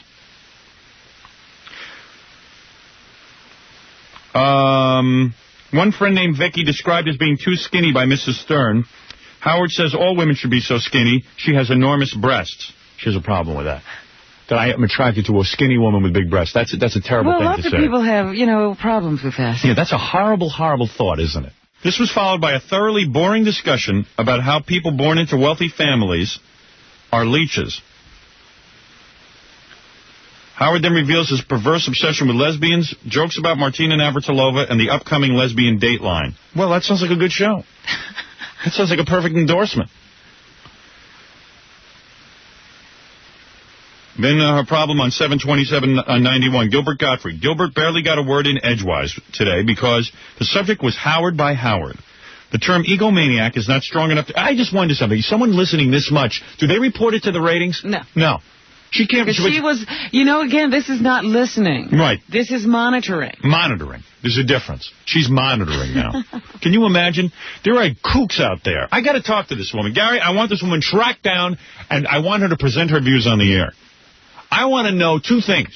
Where she gets the free time to keep logs of this show. Yeah, what does she do that she can sit at home doing this? And when she's keeping logs, does she consider it listening so that she reports it to the ratings? Wouldn't it be great, though, to take a woman like this and have her work for us, and she would be tortured, but it would be her job to keep an ear on everything and to write it down. 7/30/91. No guests. Now she's complaining there were no guests. She didn't like that. Oh. Pee Wee Herman is a pretty easy target this week, but Michael Landon? Howard bashes Landon for not being a real family man because he was married 3 times. No, not only because he was married 3 times. Each time he successively dumped children on the woman's lap. One time even turning in an adopted child. But I'm a horrible man. Michael Landon's a saint. Why, because he dropped dead? Why is he such a saint? What's so great about Michael Landon? He was on Bonanza. Gee, what a contribution to the world. No one could have filled his shoes. But just imagine, you adopt a kid and your marriage doesn't work out, so you send it back. Yeah, I mean, you know, I don't treat a dog like that. So I expose that. And what do? They write hate letters to Andy Balloon. Howard believes himself to be a real family man. He has only one wife and family. However, if his wife gets fat, he will be forced to bang the millions of women who hit on him because he is so famous. That's your supposition, darling. I said I'd be justified in doing that. Jokes about mass murderer, mutilation, Dahmer story, rape, Kennedy Smith, and prostitution are not funny. Why not? Why isn't that funny? This is an obviously overly sensitive person. What is it that I said that offended her? A sense of humor. If my comments on Michael Landon offend you, maybe you see something in yourself. Well, everything so far has been one of those things where obviously she felt badly about something. So she couldn't see the humor in it. You should see this is endless. She should write a column for the L.A. Times. I'm telling you. Every day, like, this is what Howard did and what's wrong with it. It would be interesting. On Howard Stern today. It's like a thesis. This is a woman who needs to go to college. Why waste your time doing this? Especially infuriating is his opinion that prostitutes should have no civil rights. They're whores. What do they expect? What? Where did I have that opinion? I don't remember prostitutes being in the show. I don't know either. I can't. I have to get her on the phone. I need more information. Yeah. 73191. Guess a guy from Jimi Hendrix band. That must have been Noel. Yeah. Was not given the opportunity to say much. Excuse me. He doesn't say anything. Noel doesn't have anything to say. If we keep Noel quiet, then it's a good show. And then Sherry, a known lesbian, was on. This is the best, worst example of bad taste from radio broadcasting I've heard. Today's show was devoted to the lesbian date line that Howard has been alluding to all week. Oh, she's talking about a dating game? Yeah. Okay. It is appalling to me that women who refer to themselves as lesbian would allow Howard to exploit them so hideously. Oh, I guess this is real exploitation, going on and talking about your sexuality. Callers trying to get a date with Sherry were commanded to describe themselves physically only, of course, as to height, weight, age, breast size, and what they were wearing. Howard was especially interested to know if they were wearing panties. When their sex organs are uncovered, Howard's panting and groaning is nauseating. Then the caller was required to verbally simulate a sexual scenario for critique by Howard and Robin. As a lesbian, I found this whole routine to be thoroughly disgusting. Oh, no wonder. Somehow I knew she was a lesbian. Yeah. Of course. Lesbians are upset about everything. Yeah, well, if they got some man meat, maybe they wouldn't be so uptight. A good dose of some man meat. Close your eyes and try it. Oh, dear. Pretend it's a woman, but maybe you'll like it. This woman's angry at everything. How happy could you be as a lesbian if you're this angry? Yeah, that's a sad thing. She is angry at the pen and paper that this is written on. Every one of these is typed on computer. It's so beautiful, though. I would like to speak to this woman on the air, Gary. Here's her name. Perhaps you can look up her... Well, we appreciate her for her honesty. There's another one here that is unbelievable. But I must take a break. Meanwhile, Gary can try and get her on the phone. All right. And you know what, Gary? Try and get this person on the phone, too. This one. I'm going to read this one next. This woman. It's all women. Well, women usually love us right away. Yeah. Women will love us, but it takes a good 5-6 years. I will be back right after these words. Playing 4 decades all day. We think they don't need it. Sucker Jackie. I'm never working for them again as long as I live. I don't care what happens. Jackie will be there. Free album with advance ticket for jokes and information dial 516-922-1. I only wish I had that tirade on tape. No, you don't. To order his new Polygram video live in concert, call 1-800-EGAD-131. $18.90 includes shipping and handling. I remember the last time I went to see Jackie at Governor's, and I got up on stage and I brought up the owner. Oh, really? Yeah, I took to the stage, and I brought up the owner, and I said, let me ask you, you the guy who screwed Jackie? I've got that on tape. Do you really? Yeah. And what did the guy say? He was full of shtick that night, that guy. No, he was surprised, you know. He's not, I don't think he's ever been on stage before. Yeah. You just attacked him pretty good. I was like, Jackie, this is the guy. Jimmy Fink. Is his name Jimmy Fink? No, Jimmy Finn. Finn? It was pretty good. It was a goofy night. I said, let's meet this guy. I'll never go back again. They can beg. Yeah. And the way they treat Nancy. They'll come crawling back. You'll see. They need me. I know how to book the town.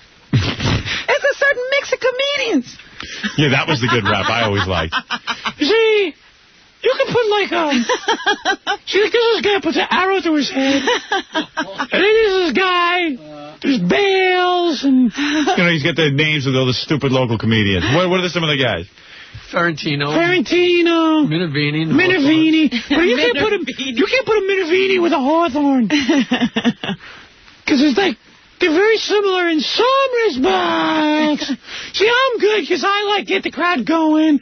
And then, but it's light stuff. But if you come out and tell one of my X-rated jokes, the next guy, it's not funny. Ruins it for me. Can you imagine booking from hell? Oh, it was hysterical. Explaining to Jackie the proper 3-comedian mix. That's right. First time any 3 comedians in a room is too long. One comedian is just fine. I like when they have 2 opening acts. You're so comedied out, you want to choke yourself. I love those comedy clubs where, no, they got the 3 comedians and then they put on a singer in the middle. Right, oh yeah. Or a band. You got to listen to some music. A full night. You're dizzy. Yeah, I remember the last comedy club I went to was, the hell was that? Was it Caroline's? Maybe it was Caroline's, and sitting at the table right behind me. In other words, here's my back, okay? And the chair behind me, our backs are to each other, is, remember that woman had a talk show, Virginia Graham? Yeah, I was there that night. Oh, you were there? That was, like, the comic strip. That was the comic strip, I think. I've never been to the comic strip, I don't think. The Comedy Store? It was in Manhattan. It was one of those? Yeah. I don't even know where I was. I thought it was... Caroline's. No, because Caroline's wasn't like that. No, not the one by the shore, or by the wharf, or whatever the hell that is. By the water. But I only went to Caroline's once, and that was to see Jackie. I was there the night of Virginia Graham. Maybe it was the Improv. This Virginia Graham the whole night. That's funny. That's funny. That's funny. That's not so funny. After every joke, she finally, I turn around and say, honey, that was shut up. See Billy Crystal, wasn't it, the bottom line? No. No, this was a bunch of comedians, and that was the one where they put the singer in the middle. Yeah. We never thought we were going to get out of there. Especially with Virginia Graham yapping away. Boy, is she annoying. That must have been Catch a Rising Star. Yeah, that's what it was. Maybe that was it, yeah. That's the only place I've seen. Yeah, they have that kind of mix. Oh, Jesus.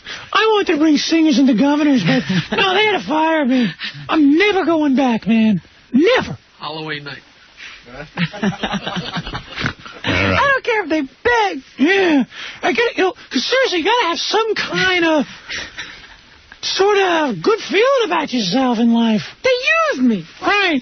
Can't believe it. I'm really upset. After all I did for them. Yeah, you'll be back. And you go, yeah, you'll see. Yeah, you're giving away albums, no less. Dope. All right. Take off your shoes when you're there. You know what? We went and we filmed Jackie getting his toenails ripped out for the TV show. Kevin says it's unwatchable. Really? We're getting the tape today. We want to decide if it's unwatchable. You know, because Jackie doesn't actually see them rip his toenails out. He has a little screen. Have you ever actually seen it, Jackie? No. Right. No, I saw the toenails the other day. I say we show it. Yeah, definitely. Oh, well, we'll see today. It is unwatchable. The thought of watching it is unwatchable. Like when it was first being done to me. His feet are almost unwatchable. I know. Without seeing the toenails when he was first doing it and I couldn't see what was going on, I said to myself, geez, I wonder if we taped this, if it would be compelling or repulsive. I don't even know if I can watch it. You know what? I don't think I can watch it. But I still say we put it on. I've seen many in operation. This will be interesting. Can I stand it? Kevin said after he watched the footage, he couldn't look at the toenails. You know what would be funny? You know what would be funny? To put it in a sketch. Like if we're going to do our Bewitched sketch, somebody called up and said maybe we should call it Beswitched. Beswitched. Because this we're going to have Darren Stevens on, who's just come out of the closet. And I'm going to play Samantha. And then, you know who says he can be a good Endora? Who? Remember the guy we had on the How Show thing who does the voices? He says he can do a wicked Endora. Really? Yeah. Then all of a sudden, Endora hates Darren so much, she pulls his toenails out. Then we switch to the tape. Well, yeah, what you could do is, because the doctor wears gloves, and there's a lot of shots, you could just have somebody wearing the gloves. Dora could put on gloves and say... then you use that footage. Yeah, in his sleep, I'm going to take out his toenails, and then... And he wakes up and he can't walk. Right. It'd be great special effects. But then Samantha fixes that with her nose and twitches, but then all of a sudden, Endora puts a hex on him and makes him a homosexual. But wait a minute. See, now you're ruining everything because... Oh, sorry. Yes. One witch can't switch another witch's spell. Yeah, but I'm saying you know how she always gets Dr. Bombay to create a potion? You know what I'm saying? Dr. Bombay, because there's always a catch, you know. Yes, that's true, but Dr. Bombay can do it. If only I could get Dr. Bombay, who's banging some nurse. Yeah, I see this going very well. And finally it breaks up their marriage because he's homosexual. Yeah, and she can't switch him back. But maybe then he falls in love with Dr. Bombay. Goes off with Larry Tate. Yeah, there you go. You're saying the witchcraft has to be pure. Yeah. Okay. You can't break the witch rules. Let me take a short break, come back. Let's start the news. Okay. And I want to read you one paragraph from one of these hate letters. Okay. Because it's just too good, and I know I'll forget about it if I don't do it. What is this? Kitty City. Thank you, Fred. Kitty City. Kitty City. Fred's got the best job on the show. He just yells out Kitty City. Yeah. Hey, Fred, how about tomorrow you make songs for all the sponsors? Like you used to. Make up like different little songs. Do something wild for the sponsors. Take 5 sponsors and make songs for them. One of them should be Kitty City. You know why? Kitty City truly is great. I must be honest with you. I must have passed Kitty City 1 billion times and said to myself, oh, that's... It must be a nice little toy store. Or I thought it was a different toy supermarket. You know what I mean? I just confused them all. Yeah. Kitty City is the toy supermarket to go to. Number 1, they have the most square footage. That means they have the most toys. Number 2, I know you thought it was someone else had the most toys, but no, Kitty City. In New York, Jersey, Philadelphia, and now Washington and Baltimore, Kitty City is the official toy store. I'll tell you why. Lower prices than everyone else, and you can check that out for yourself. Help button in the aisle, where if you buy the electronic games or something, you don't know what's going on, or you're trying to find a particular doll. Imagine how convenient it is to walk in and not have some kid tell you he can't help you. It's not his job. I don't know. I don't know. That's the motto for my TV show. And some toy stores. By the way, there is a layaway plan at Kitty City, especially with the holiday shopping. Can you imagine you go in and you do your holiday toy shopping all at once. There's storage at Kitty City. Toys won't clutter up your house. And then there's an easy payment plan, which means you aren't bombarded with a huge bill. Pay the bill off slowly.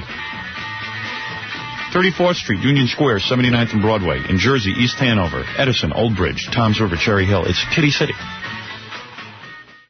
It was absolute devastation. It was like someone took a torch and worked on a marshmallow for half an hour. That's what his house looked like. Wow. Yeah. Luckily, his collection of cars was not damaged. Yeah, he really loves that collection of cars. We had him on the show. Yeah. Remember, a couple of years ago, he had a fire in a garage. And some of his classic cars were damaged. Right. This time, the cars were spared, and the house is gone. I wonder which way he would prefer it. That's kind of weird. But they say even, this was a very affluent area, and a lot of these people had art collections and all kinds of things, and antique furniture, that's worth millions of dollars. All gone. All gone. Wow. So, and the death toll continues to rise as a result, too. And what causes that? Just the heat and the dryness of the area? This seems to be in an area where there was housing. I don't know what caused this fire. This is in California, right? Yeah. Was it one of these flash things where a tree just bursts into flames and then burns up everything? No, she said everything is so dry there that any little sort of fire is going to get out of control in 2 seconds. It's just going to spread like wildfire. Whatever. Well, there were high winds that swept it, I guess. Right. I'm trying to figure this whole thing out, because I don't see how if one house burns, you have to lose the entire community. Just no stopping it. It goes that quick. Amazing. Well, they also said that, you know, they were going to have to take a look at the building codes because there ought to be something to stop it. Make these houses out of asbestos. California is such a struggle with the elements, isn't it? Yeah. It really is. It's beautiful, but there's always a but. In New York, there's a struggle with people, but at least the elements are pretty under control. Yeah, the elements allow us to keep mugging each other. You don't see too many natural disasters, you know what I mean? We get a hurricane every once in a blue moon, but... Well, if we do have a disaster, it's not natural at all. It's something man-made collapsing, like a bridge or a manhole cover popping off. That you can deal with. At least there's a reason for that. A crane falling on you. They should build houses underground in California. Some mudslides and... earthquake tremors that cause separation of the buildings to loosen. Yeah. It's real weird. You know, a lot of those buildings are built on rollers. Mm-hmm. Isn't that amazing? Well, Chuck Scarborough claims that there's going to be an earthquake in New York that devastates the city because we're not even building our buildings a proper way. Yeah. But, hey, screw him. What does he know? He just reads the news. He don't write it. I said the day he knows something. Yeah. He knows how to keep going from woman to woman. That's what he knows. That I'll take advice on, not on earthquakes. That's the day we begin to worry. Right. Have you been keeping up with the World Series? I must confess, no. Has Atlanta come back and won some games? Atlanta won last night in 12 innings. Apparently a very exciting game. So it's now 2-1, right? Right. Overall. Okay. So game number 4, I suppose, will be played tonight. Jane Fonda showing up? Oh, I'm sure. Doing that tomahawk thing? Yeah, I guess they got to do a lot of tomahawk chopping. I heard Jane Fonda's not going to do it anymore because she doesn't think, she now realizes it's not right. Really? What an idiot. Well, yeah, you know, you're absolutely right that she is an idiot. Yeah. I mean... I have never seen a woman who changes her mind more about everything. Just admit, you're having some fun. You enjoy doing the tomahawk dance. No, I'm not even concerned about that. Once she was, you know, anti-war, now she's apologizing. I was wrong. I was stupid. Then, she is apologizing for that? Absolutely. I never saw her apologize. She apologized to those guys up in Connecticut who were not allowing her to film a movie up there. She apologized for being anti-war? She apologized for her actions during the Vietnam War. She's not apologizing for being anti-war. But her actions were because she was anti-war. So she's apologizing for being anti-war. So she can make a movie. Absolutely. Of course. That's smart. No, that's not smart. I think it's smart. You should think about your career first. She should have never been political at all. Oh, come on. All right, what else is in the news? Who needs an actress telling us about politics? What else? Who needs a disc jockey? But go ahead. What else? I say that, too. Let's see. Here's a case for you. This woman, Lisa Christensen Adamu, was arrested and put into a Nevada jail for refusing to testify against the man she says raped her 16 years ago. She wouldn't talk because the judge wouldn't let her tell the jury in his murder trial that she opposes the death penalty. Prosecutors wanted her to take the stand against the convicted killer so that they could show a pattern of violence in his past that would justify his execution. And because she wanted to announce that while he does show a pattern of execution, I am opposed to capital punishment, they threw her in jail. What do you think of that? Set the whole state on fire. I don't know what I think of that. So in other words, this is a woman who was raped 16 years ago. And what is her rapist was convicted of killing someone, and they're now trying to get him to death penalty. You know how they have the separate hearing in some states for the death penalty? Right. You have to show certain things like they have a history of violence and they're incorrigible and unrehabilitatable. Yeah. Well, they wanted to use her. As a witness. As a witness in this particular portion of the trial, and she said, well, if I testify, I'm going to say I'm against capital punishment. And they said, well, no, you'll go to jail. If you don't shut your mouth and just say what we want you to, we'll put you in jail. That doesn't sound right to me. You sure you got that right? They put her in jail, Howard. They put her in jail because she wouldn't say what they wanted her to say. They put her in jail because she said, I will say that I'm against capital punishment if you put me on the stand. Well, it's obviously absurd. I can't imagine what the hell that's all about. Can't force somebody to say that. Well, they have now let her go. But I mean, this is amazing to me what's going on in the courts in this country. Okay. If you want the woman to testify, let her testify. That sounds weird. I don't know. I'd like to hear more about that. That's exactly what happened, Howard. She had not committed any crime. Would she do dial-a-date, you think? And here she is walking down the hallway. She's got those shackles around her waist, just like any other criminal. Really? Yeah. Fascinating. Deosu is back in the news. That's my African name. Remember him, Father of the Year? Yeah. He was indicted by a Manhattan grand jury on charges of sexually abusing and mistreating 11 of his adopted children. He faces 24 years in jail for allegedly fondling a 14-year-old girl and a boy in his custody. He also faces 11 counts of endangering the welfare of a child for alleged neglect of the children who lived with him. And he's also accused of allowing his two of his older adopted children to abuse the younger ones in his care as a reward for keeping the youngsters in line. Well, it's hard to discipline that many kids, Robin. Look, this is a guy, you see him on TV with he got 50 earrings in his nose, and listen, who allows this guy to adopt 900 children, a single guy? It's cuckoo. Something wrong there. One guy adopting all these children. I like to meet the guys who made him Father of the Year. Where are they now? They're keeping pretty quiet. They ought to come forward and testify. He, meanwhile, called a press conference yesterday to deny the allegations against him once again. So I guess we'll have to wait until the trial to figure out what's going on. We got to take a break. Uh-oh. And we'll come right back. Hey, by the way, we have John Aston Gomez available to us. On the phone? On the satellite? No, on the phone. Oh. In a couple of minutes. We can call him. One of my favorite characters. Yeah.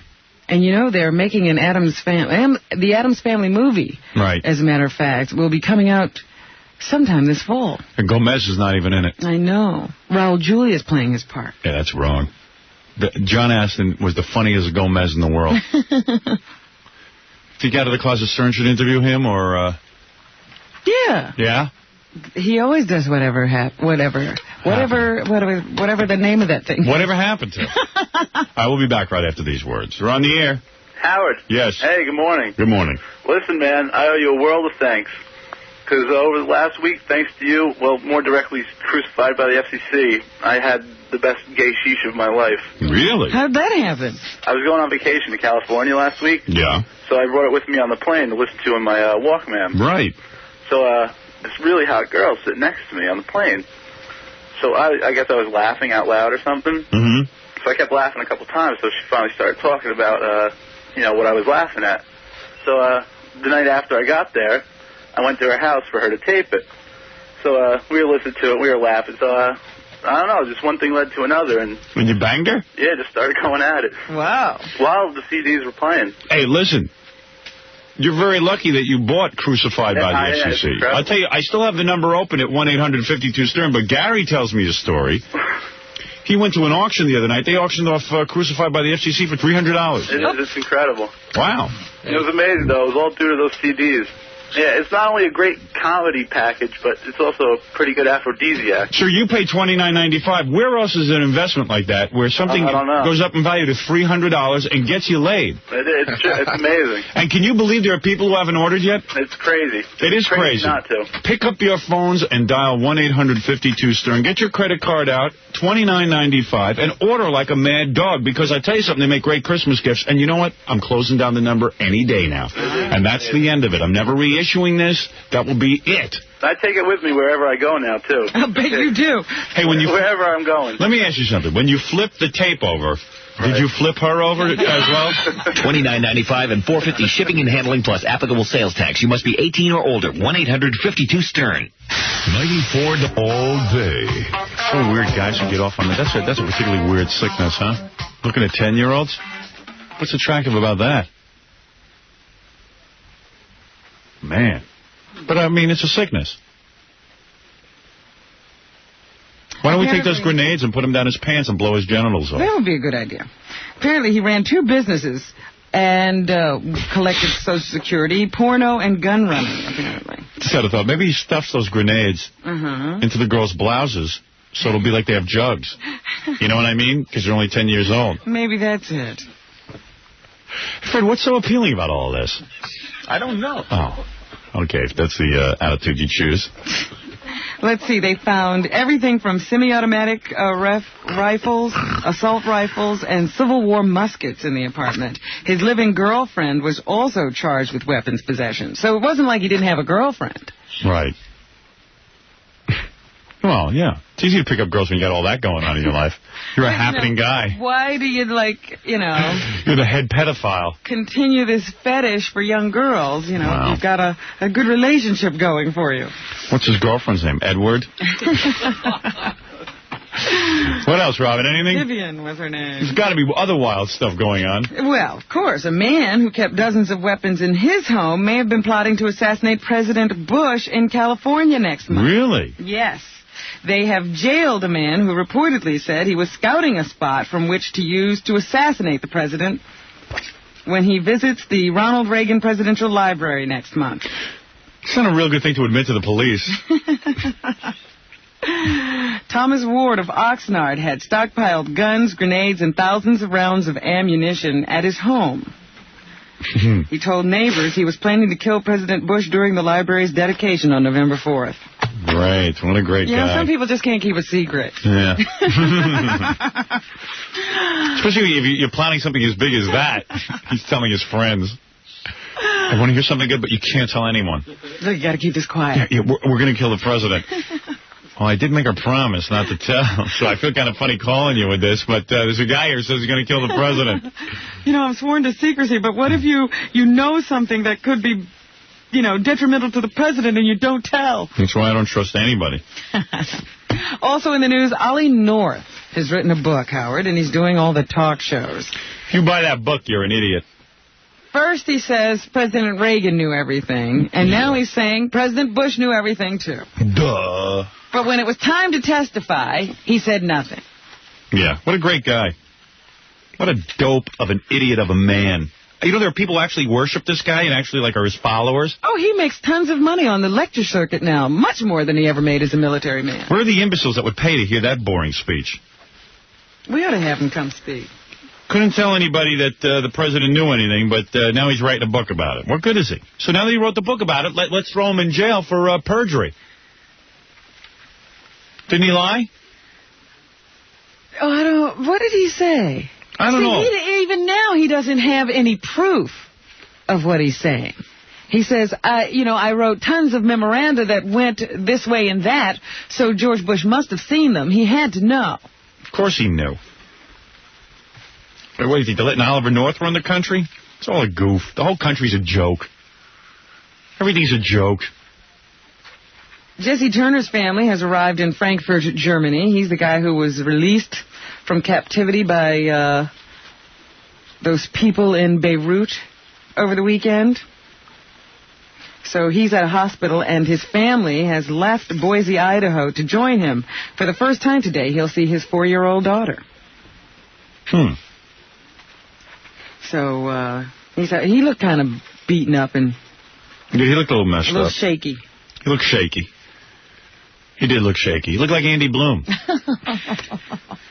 With those big glasses. Why does everybody come up with those big glasses? You know what it is? Bonnie Sauter. He started a fashion trend over in those countries, those Arab countries, with those big glasses. Yeah. They all want to look like Sophia Loren. Everybody got that bad mustache and a big glasses. Yeah. You think so? A fashion consultant would step in and say, hey, look. You're going out to meet the public for the first time. Everyone you'll be the most photographed man for the day. Take off those Sophia Loren glasses.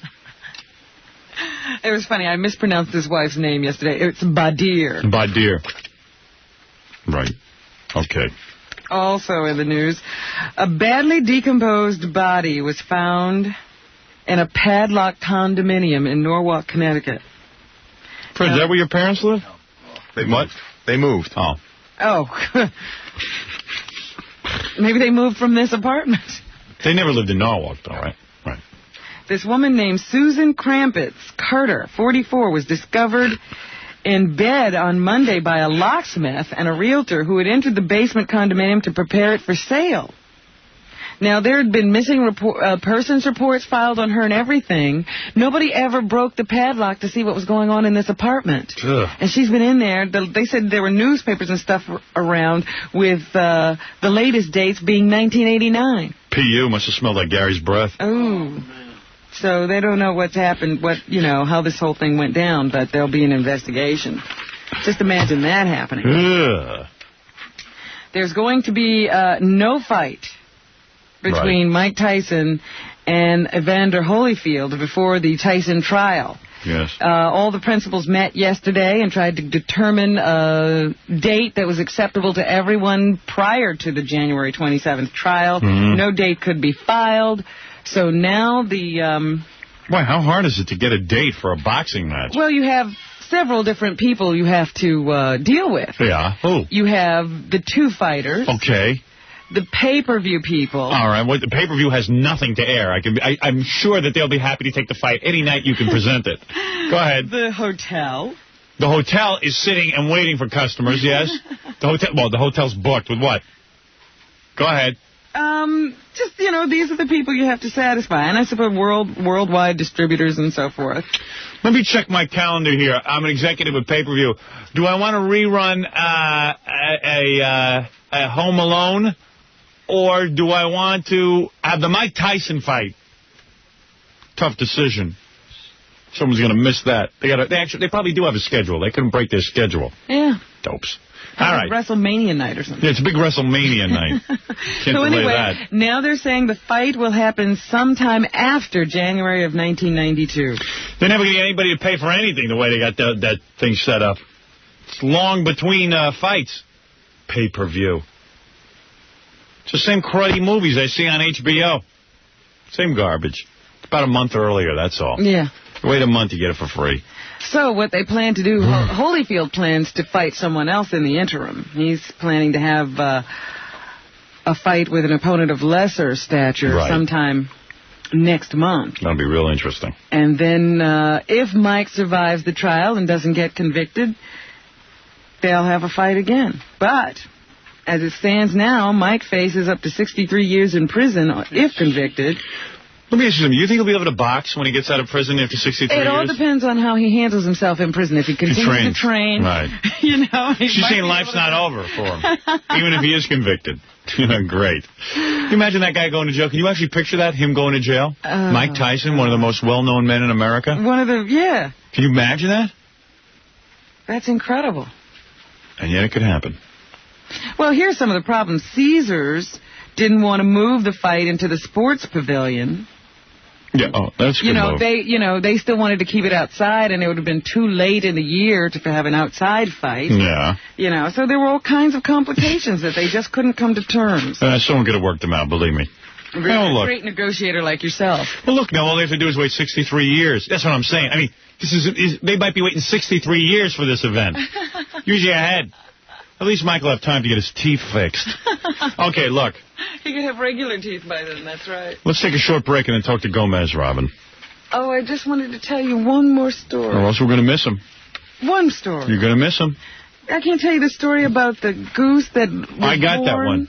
We'll do it after Gomez. Oh. That's with the shoes? Yeah. Yeah. Someone How faxed about it to the me. woman who shot herself in the face trying to use her atomizer?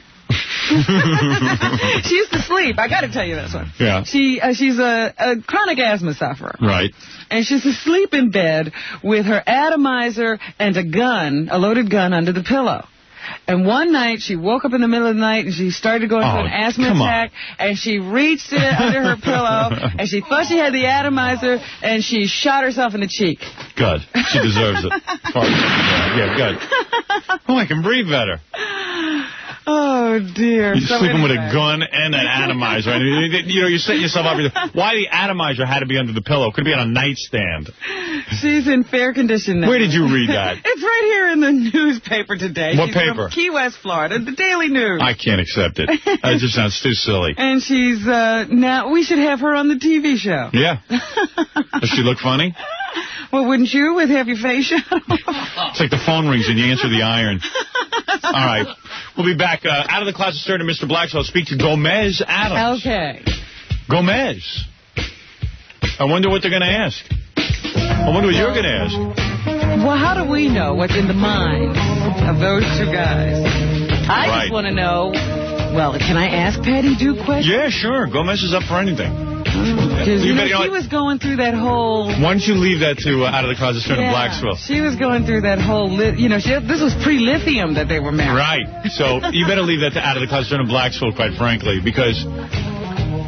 I don't somehow a character can get away with it. With me. Yeah, right. Somehow when it's a real interview. Hey, is this LoJack? Too bad. I wanted to talk about that. What is this? Butterbud sprinkles, I hope? Yes. Ah, great. What a great product. I'm so proud to be promoting this on the air. I only wish they'd asked me to be in their TV commercial. I'd be so proud to be the Butterbud spokesman. Imagine the commercial, Robin. You have this girl laying there in a bikini on the beach. What's that got to do with Butterbud? And then I spray the Butterbuds on, I sprinkle them on her stomach. Is she hot and moist? Yeah. Oh, of course she's hot and moist. I'm near her. Hot women get. I forgot. You never get hot and moist when I'm near you? Ever? It hasn't happened yet. You've never gotten like... You know what? John asked me the other day if we all, somehow or other, the show got picked up and put on a desert island. It was only you guys and me. Yeah. Who would I have sex with? I think I can answer that for you. I think it would be me. Don't you? Yes, John doesn't believe it. John thinks it would be him. Oh, yeah, right. John. He's a baby. He doesn't know how to treat a woman. Although I'm with Fred, so how can I be with you, too? Oh, so you're leaving me for Fred? Well, no, I'm just saying that Fred won't get jealous. I don't want to give up a good thing, a regular, steady thing. Who knows, you might laugh at me. Well, he said, all right, after Howard, who would be next? Oh, okay. And then who would that be? Fred, right? Fred would be next. But I'm on top of Fred already, so how can you get to him? And then he says, okay, after Fred, who? I would say John. No, maybe Jackie. Jackie give you some fun. Try and crawl away. You'll see what happens. Fungus feed and all that, though. Yeah, but I do everything. Does everything and enjoys it. Hey, let me tell you about Butterbud sprinkles, though. I'd love to be their television spokesperson. I don't know if a deal can be arranged. I'm very expensive. I'm a virgin. I've never endorsed anything on TV. Ever.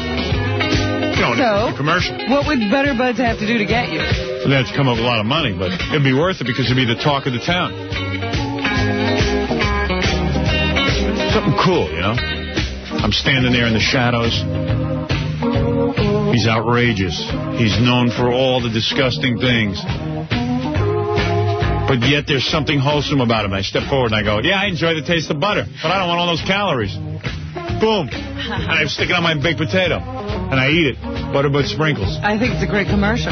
Thank you. 4 calories. I used to be in advertising, I think that's a great commercial. Thank you.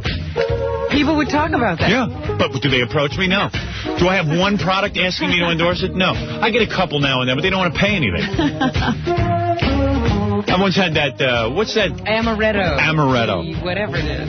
Amaretto D. Stern. I said, you're going to put me in a bunch of commercials with a bunch of losers? That Amaretto commercial is for losers. Because it's people you're not supposed to know. You're supposed to go, who the hell is that? Right. Amaretto D. Buster Poindexter.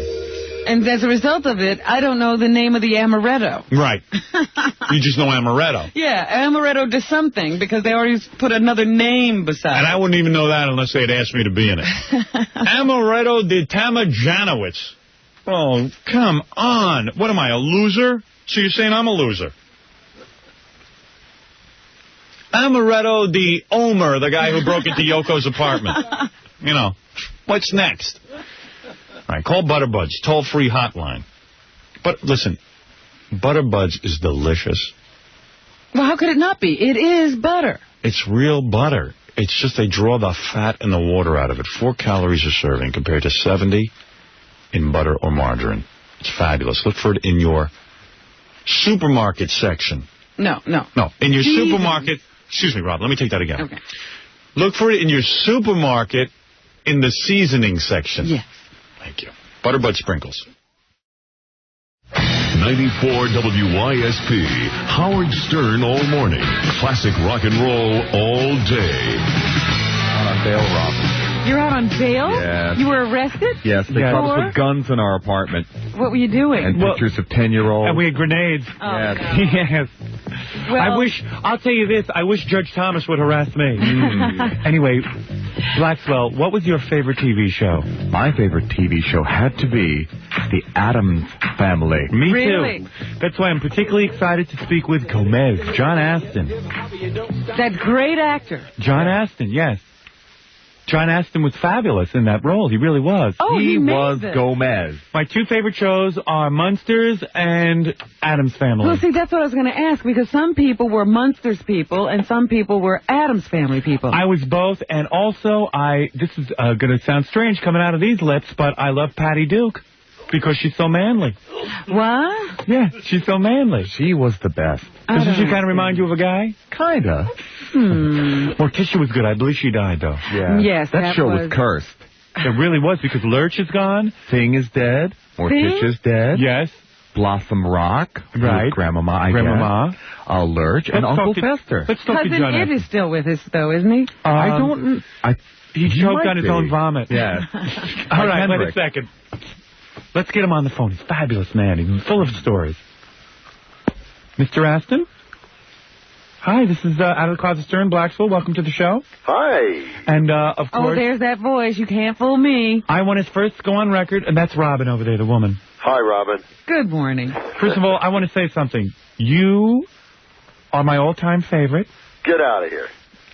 Going back to the Addams Family. Oh, thank you. Weren't you on various Twilight Zones? Yeah, I was on one. Which one Twilight Zone. The one with... Oh, I know what it is. I saw it 3 times.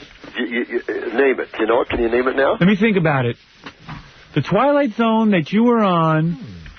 I don't believe this, if you're going to name it. That's wild. I know I've seen it, because I remember... It's with Cliff Robertson. Right, and you play a robot?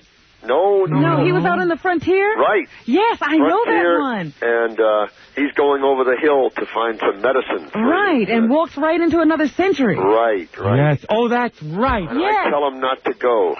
Marvelous work. Yeah. Marvelous. But the pièce de résistance... Of your career? Of your career. And let me tell you something. Not that other roles won't come along. But... you must admit, the Addams Family was sheer brilliance. Well, sheer brilliance. I loved it. I loved it because... and you should have been in the Addams Family movie. Yes. I am not going to see it because you are not in it. How could Raul Julia be Gomez? Raul Julia is not Gomez. He is a lightweight. Oh, you guys are... I know her. I met her in a restaurant once. Well, he's a very good actor, but it's got to be hard for somebody to... Are you jealous of it? Are you jealous? No. In a way, you would love to be in that movie. Oh, yeah, I would love to have done. So then you're jealous, admit it. Did they send you a script? No, that doesn't pay... to have ill feeling about something like that doesn't really make any sense. I hope the movie works because...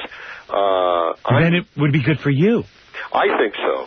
By the way, I think it's been an excellent career move to lay low for 15 to 20 years. Yeah. You have been laying low. Where the hell have you been? What kind of career move is that? I must chastise you. Listen, Blacksville, you're aging, my friend.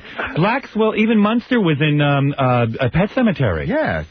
Blackwell was in it? No, Munster. Oh, I thought you said Blackwell. Herman Munster. Commenting on the clothes. No, Blackswell and I are in the Hollywood community, and it is not good to stay low for that long. I mean, your agent will get cobwebs on his phone.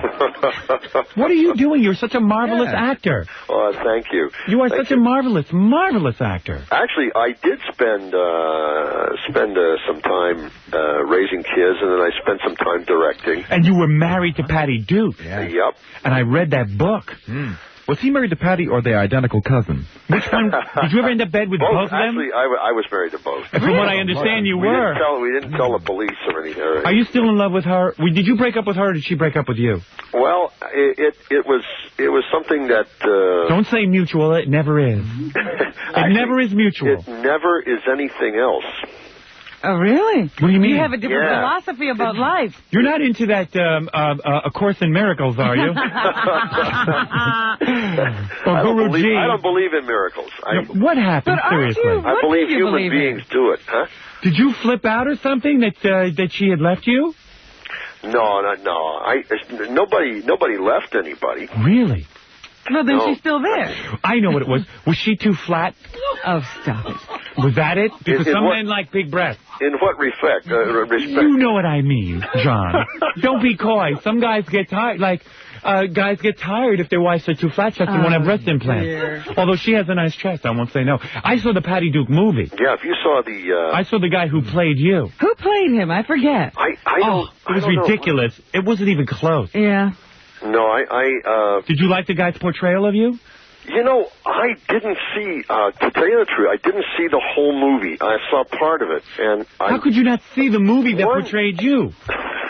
Well, you know... oh, please. Did you read her book? What was going on that night? Did you read her book? Or was it too painful? I thought that they were kind to me. I mean, I didn't think they were... Kind? They treated you like Mother Teresa.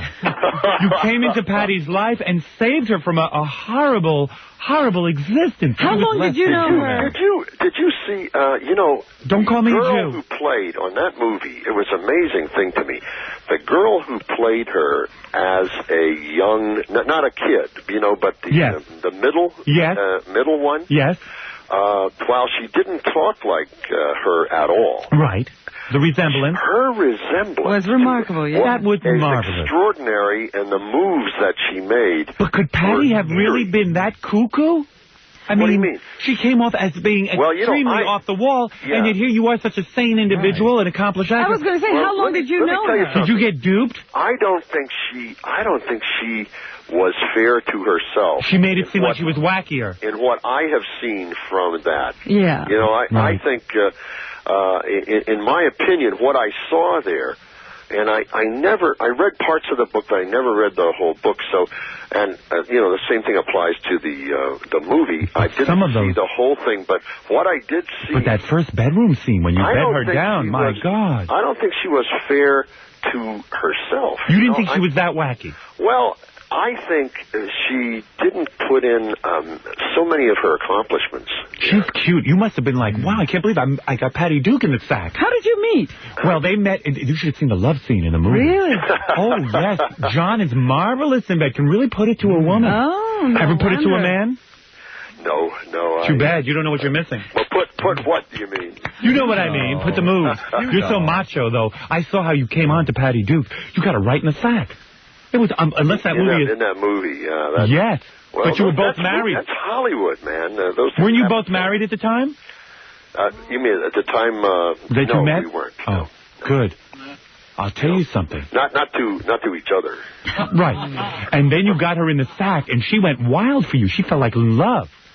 My God. Is that how it went in the movie? Let me tell you something. You might be Gomez on TV, but in real life, you're John Aston every inch of it. Well, Gomez, actually Gomez is really a sort of extension of my own personality. Is that right? We want to ask you, is the show cursed? And let me give you my thesis. Yeah. Okay. Lurch is dead.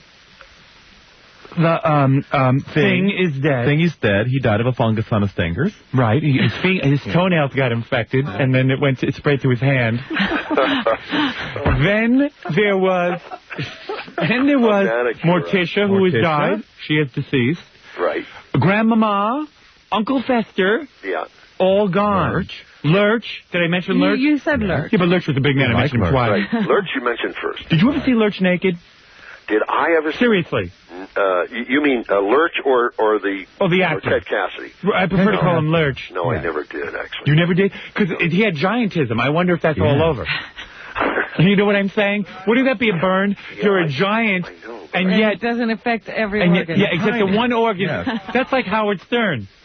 His he's tall, he's 6'5", and his one organ it was never tall. And what's funny about it is... That could be a series, even.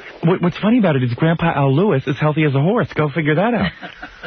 Yeah, doesn't he have a restaurant in New York? Yes, restaurants. This man has more businesses than just cut a film in New Zealand. I hear it's a good place. I've never been there, but I hear it's a good place. You wouldn't puke. It's good. Let me tell you something. I understand now. Are you in a movie? I have a couple of movies coming out. Oh, good. Well, you thank God. God bless you. I'm Dick and Pete Spencer, the movie? You know, that would be a funny movie. You were in that, weren't you? Yeah. Yes. With Marty Ingalls? That's Marty Ingalls is a marvelous man. I've had him on the show. Dickens and Fenster together at our ages. Marty and I do that now. It would be very funny. Do you miss Patty? Well, yes or no? I talked to her. We have a very good relationship. Really? And, they have kids in common. John Aston? I have good relationships with all my ex-wives. How many are there? No, they're just 2. Boy, oh boy, it's just so sad. I just can't figure out what broke up the relationship. You're being so coy. No, well, you're not. It's hard to say. You're a private man. People are, people. You didn't get into any together or don't, into any what? Period, I think we had any strange religious held us beliefs together for a long period. He did? I'm just asking. Did you get into strange religious beliefs? Was that what happened? Scientology? Did you get into Scientology? Oh no. That's John Travolta, I think. Go ahead. Say she was an annoying bitch. It's okay. Go ahead. Get it out of your system. He's not going to say it. She's a wonderful woman. No. You know what you want to say about her. Go ahead. No, what I was saying, people, things change. Time moves on. And people change. I can't tell you how exciting it is to talk to you. Well, let us hear about these new movies. Now, the first one is called... Now, you know how sequels usually get worse and worse and worse as they go on. Yes. The very first Killer Tomatoes movie, which I was not in, I understand, and I have never seen at the request of the director, is supposedly one of the worst movies ever made.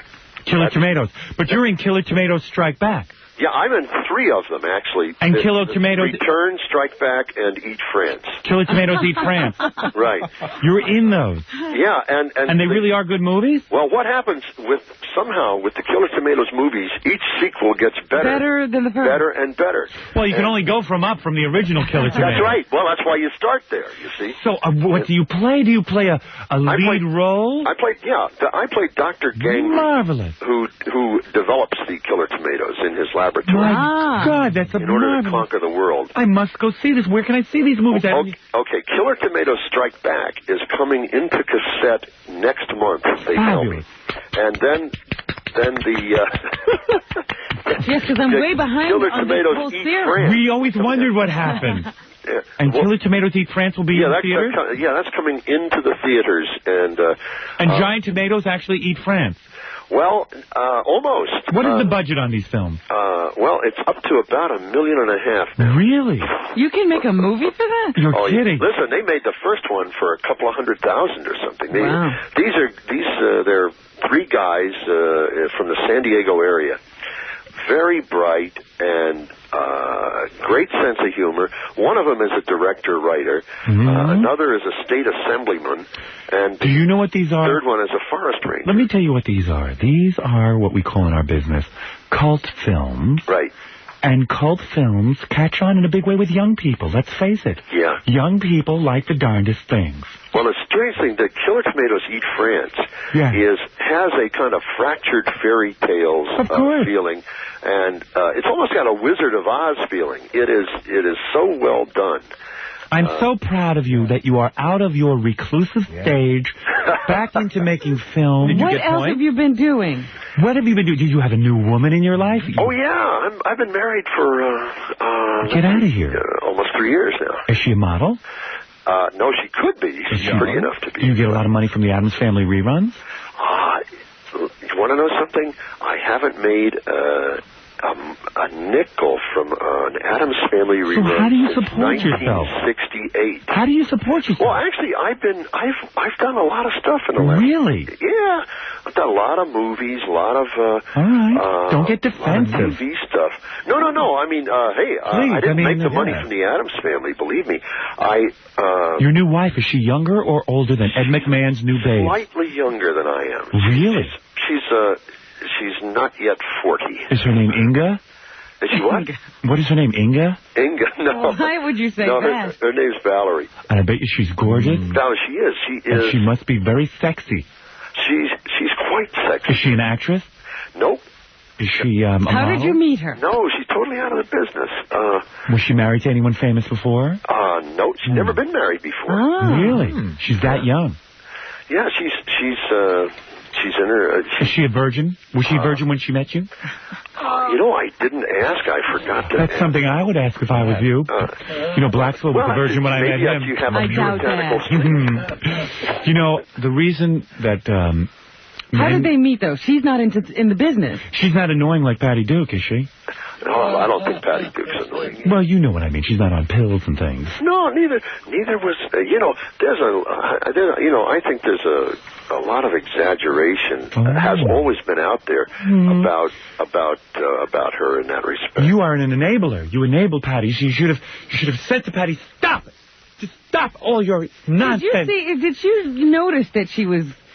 Oh, of course he noticed. Out of control. He's John Aston. Of course he notices things. He's an observer of people. Right. That's how he's a great actor. He's an observer of people. You knew what was going on, but you're very protective of her, I understand. Let me tell you something. Yeah. One of the most annoying things Blackwell did, he makes so much of an odor in the toilet. Oh, dear. And I threatened to leave him. I don't think we have to have this Where did you find this out? Well, we started living together, and it was a horrible odor, and I said, I'm leaving you. And you know what? Did you live with Blackwell? I didn't know. Oh, I do live with him now. Oh, you do? We're still living together. Yeah. You're talking about Blackwell, the clothes man? No, Blackswell. Blackswell. Oh, Blackswell. Right. Yeah. I want a lover, not a rhino like Blackwell. You understand that. Blackwell, I'm so sorry. You do get confused with that annoying, horrible man with the dress with best list and all that. Yeah, that's what I thought you were talking about. No, of course not. No, he's much too old for me. No. I'm not that. Oh. I'm not into anybody that old. Oh. And all that jewelry, so gauche. Yeah. How old are you? I am 32. 32. 7. I'm 43. Putting our age down. Oh, please. Blackwell and I have been together for 15 years. And he is on lithium. Yes. Oh, really? Oh, yes.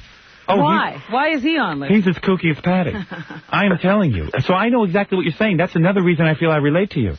Oh. He is on lithium because he has 19 personalities. And all of them are gay. Believe it or not. Yes. I haven't found one straight personality inside of there. Can you imagine the shock if he came up with a straight personality? Oh, I'm not kidding. Hey, Blackwell, let me talk to Bob. Gay Bob. All right. See? Let me talk to, there is even a John. Let me talk to, there's a Gomez. Let me talk to Gomez. Yeah? What you got? Where? He has personalities. Oh, right let me talk to Gomez. Oh, Tish, I love it when you speak French. Bend over. Blackwell, let me speak to Lurch. See? Not too They're bad. all gay. They're all gay. I have gay Lurch. That's gay Lurch. So you never saw Lurch undressed? Never. What about Uncle Fester? Gee, let me think. Could Uncle Fester get broads with his head shaved like that? Did he do what? Could Uncle Fester get a lot of broads? You know, was he a womanizer? I never asked him, but I would imagine that would be quite attractive. Well, what happened to Pugsley? Right. Where's Pugsley? Pugsley is gay. Works. He is gay? Business. Is Pugsley gay? Is Pugsley gay? No, that I know he of. is not. He works in his... If he is, I don't know. What is Pugsley's business? He's a grip. A grip? Oh, he's still in show business. And in construction in Hollywood. Wow. Yeah. And what about Wednesday? And a jolly big fellow he is. Wednesday's having trouble. That's what I heard. She is. Isn't she? What did you hear? No. Well, she was married to... Yes, she was married to a porn star. Yeah, did you read all about that? No, I didn't read anything about it. Oh, stop.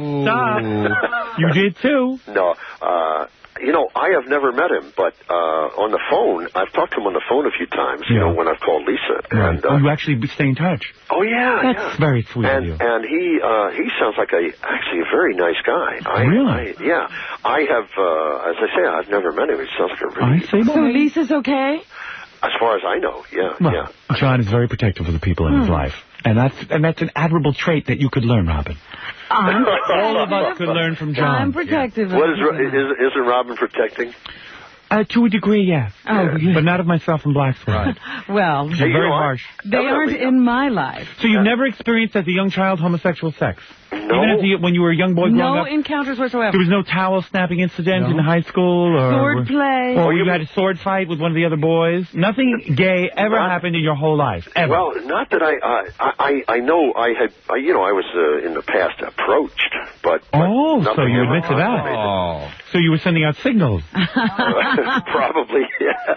I think we all have in our time. Really? Yeah. I mean, haven't you sent out straight signals? To a degree, yes. I've had women come on. Sure. You're right. Sure. Let me just compliment you that you're now back at work. I mean, real serious work. You're really starting your film career. Yeah. You know what else I'm doing? What else? A few years ago, I wrote and directed and acted in a short film that got nominated for an Oscar. And what was that film? It was called Prelude. Yes. And it was about loneliness, breakdown in communication in modern society, and stuff like that. In other words, your relationship with Patty. Go ahead, yeah. No, this was before my relationship with her. Okay. At any rate, for about 30 seconds, maybe 40 seconds, I was the hottest guy in the business. Right. And don't belittle yourself. I handled all those opportunities badly, not too wisely, right? And so I've been tied up with many other things in the ensuing years, but I'm going back to the writing thing now. And what's the matter? You were a pain in the ass when people called and asked you to be in things? You were a little arrogant? I think I probably was back in the 60s, yeah. I think it happened to the whole world. Everyone got carried away with themselves. Look at Elliot Gould. Poor Elliot Gould was the hottest box office. He's carried on the set like a nut, and they dumped him. You see what I'm saying? You gotta remember where your bread is buttered, John. I think you're right. Don't get carried away. You're going to have more success. I see great things for you, but do not get carried away like a Suzanne Summers who walks off the show, like Red Fox. Red Fox who walked off his show. I'm talking about his first show, Sanford and Son. He'll never work again. And so many other actors get carried away. You are a man who is level-headed. Do not get carried away with yourself, and everything will be fine. I'm rehearsing a play. Did you lend me a tenor when it was in... See it. I am a fan of that particular piece of theater. Isn't it a wonderful play? We just started... Marvelous theater. Blackswell and I love theater. The La Mirada Theater out here. Do you know where that is? Yes, we certainly do. Yeah. Blackswell, tell her when we went to the... La Mirada. La Mirada. I believe it was last spring. That's right. Oh, really? Well, we're rehearsing that, and we're going to open in November. Never mind that. Are you taking resumes? Never mind resumes and never mind the nonsense. If I were you, I'd go back to the Addams Family set and wait for it to start up again. Because that's a marvelous role. Well, you know what'll happen. There's nothing wrong with it. They will probably start calling you on the talk show circuit. Oh, yes. As soon as this movie is released. Yes. And then you must make your move, because I am telling you, you are one of the few people who are not typecast. You're that good an actor. Now, you get back to work. Killer Tomatoes Strike Back. Killer Tomatoes Eat France. A good start. But I want you in lots of things. Well, they're working on Killer Tomatoes in space now. All right, enough with Killer Tomatoes. And we look forward to seeing those. But you have to get back into the fray. You must get... A new series. What about a series? Yeah. A detective series. Detective. You as a detective. That's a great idea. A gay detective. Yes. There has never been a gay detective. Sergeant Gomez. That's right. Sergeant Gomez. How many gay detectives do you think there are? People talk about gay policemen. How many gay detectives do you think there are? 90% of the detectives in this country are gay. Yeah. And that's something that is not... As well are most of the stars of sitcoms. Right. Boy. Big Sergeant just came out. That we are celebrating one of the greatest days in our lives. Are you aware that Dick Sargent, the great Dick... The one and only Dick. And, there was another Dick. Well, yes, there was another Dick, but that doesn't count. No. Dick Sargent is the one we're after. That's the Dick we're interested in. Dick Sargent, are you aware of this? Aware of what? Has come out of the closet. Oh, really? The man who played Samantha's husband on Bewitched. Darren. I guess Endora got to him and turned him into a gay. Because, who knows why. She didn't want that marriage to go. I could cry from the happiness that this has given me. He's weeping. Come out of the closet now. Who? John. Oh. Which closet? He's hiding in the closet from this interview. Now, listen to me. I'm going to see you in person. I know you are, and I cannot wait. Yeah, that's going to be fun. It would be my honor to act with you. Yeah. I would love... If I get a project. I would like to write a sketch and see you. And I'm going to write something great for you and bring Patty Duke. Well, I don't think he travels with her anymore. Oh, he's Well, I tell you what I'll do. I'll ask her if she wants to come. We would love to meet her, too. That would be marvelous. I'd write her into this. We are good friends, though, which is... You are a marvelous actor, and don't you forget it. And you must be very proud of your son, Sean. Oh, yeah. I'm proud of all of them. What has Sean done? He's an actor. Cute. He's a hunk. Sean is. Really? And Mackenzie's in a play right now in Hollywood, yeah. Mackenzie? Yeah. Is that another son? That's another one. I have 5 altogether. You're kidding. Mackenzie is a son? David is an inventor. Wow. Alan what has he invented? Is a psychologist. He invented a psychologist? What did David invent? David invents electronic devices. Oh, that's very good. Very good. Because the Japanese are doing a lot of that. And he's, he's struggling right now, but he has... What's his greatest invention? Actually, I can't tell you what that is, because it's now it's a secret. And I hope he... I bet he invents ways to spend your money. Gets it out there. And then he's been doing that for years. Has he invented a lot of ways? Has he invented a lot of ways? Has he invented a lot of ways to spend your money? Listen, you don't have to invent that. Right. That's something that comes very natural. You're a wonderful man. It's an honor to speak with you. Thank you so much. You're very nice. And you are very, very, very talented. Thank you. And we'll see you soon. And we'll see you soon. Keep loose. John, stay loose. Yep. As a goose. That's it. If you're using KY, then you're not on the fly. Oh, dear. Remember that. You had to go on. Well, whatever. And Blacks, let's say goodbye. Goodbye, John. All right. What, are you flirting? Keep loose. I think he's Stay loose. Well, he has such kind, sad eyes. Don't be a dope. Don't pick up the soap. Oh. Any other tips? Well, if we're going to be into slogans. Can I write that down? Don't be a dope. Don't pick up the soap. And that's my gift to you. Thank you so much, John Aston. Killer Tomatoes Strike Back. Killer Tomatoes Eat France. We'll look for it in our video stores and in the theaters. Thank you. Thanks. Marvelous man, John Aston. Thank you. Thanks for calling. Yes.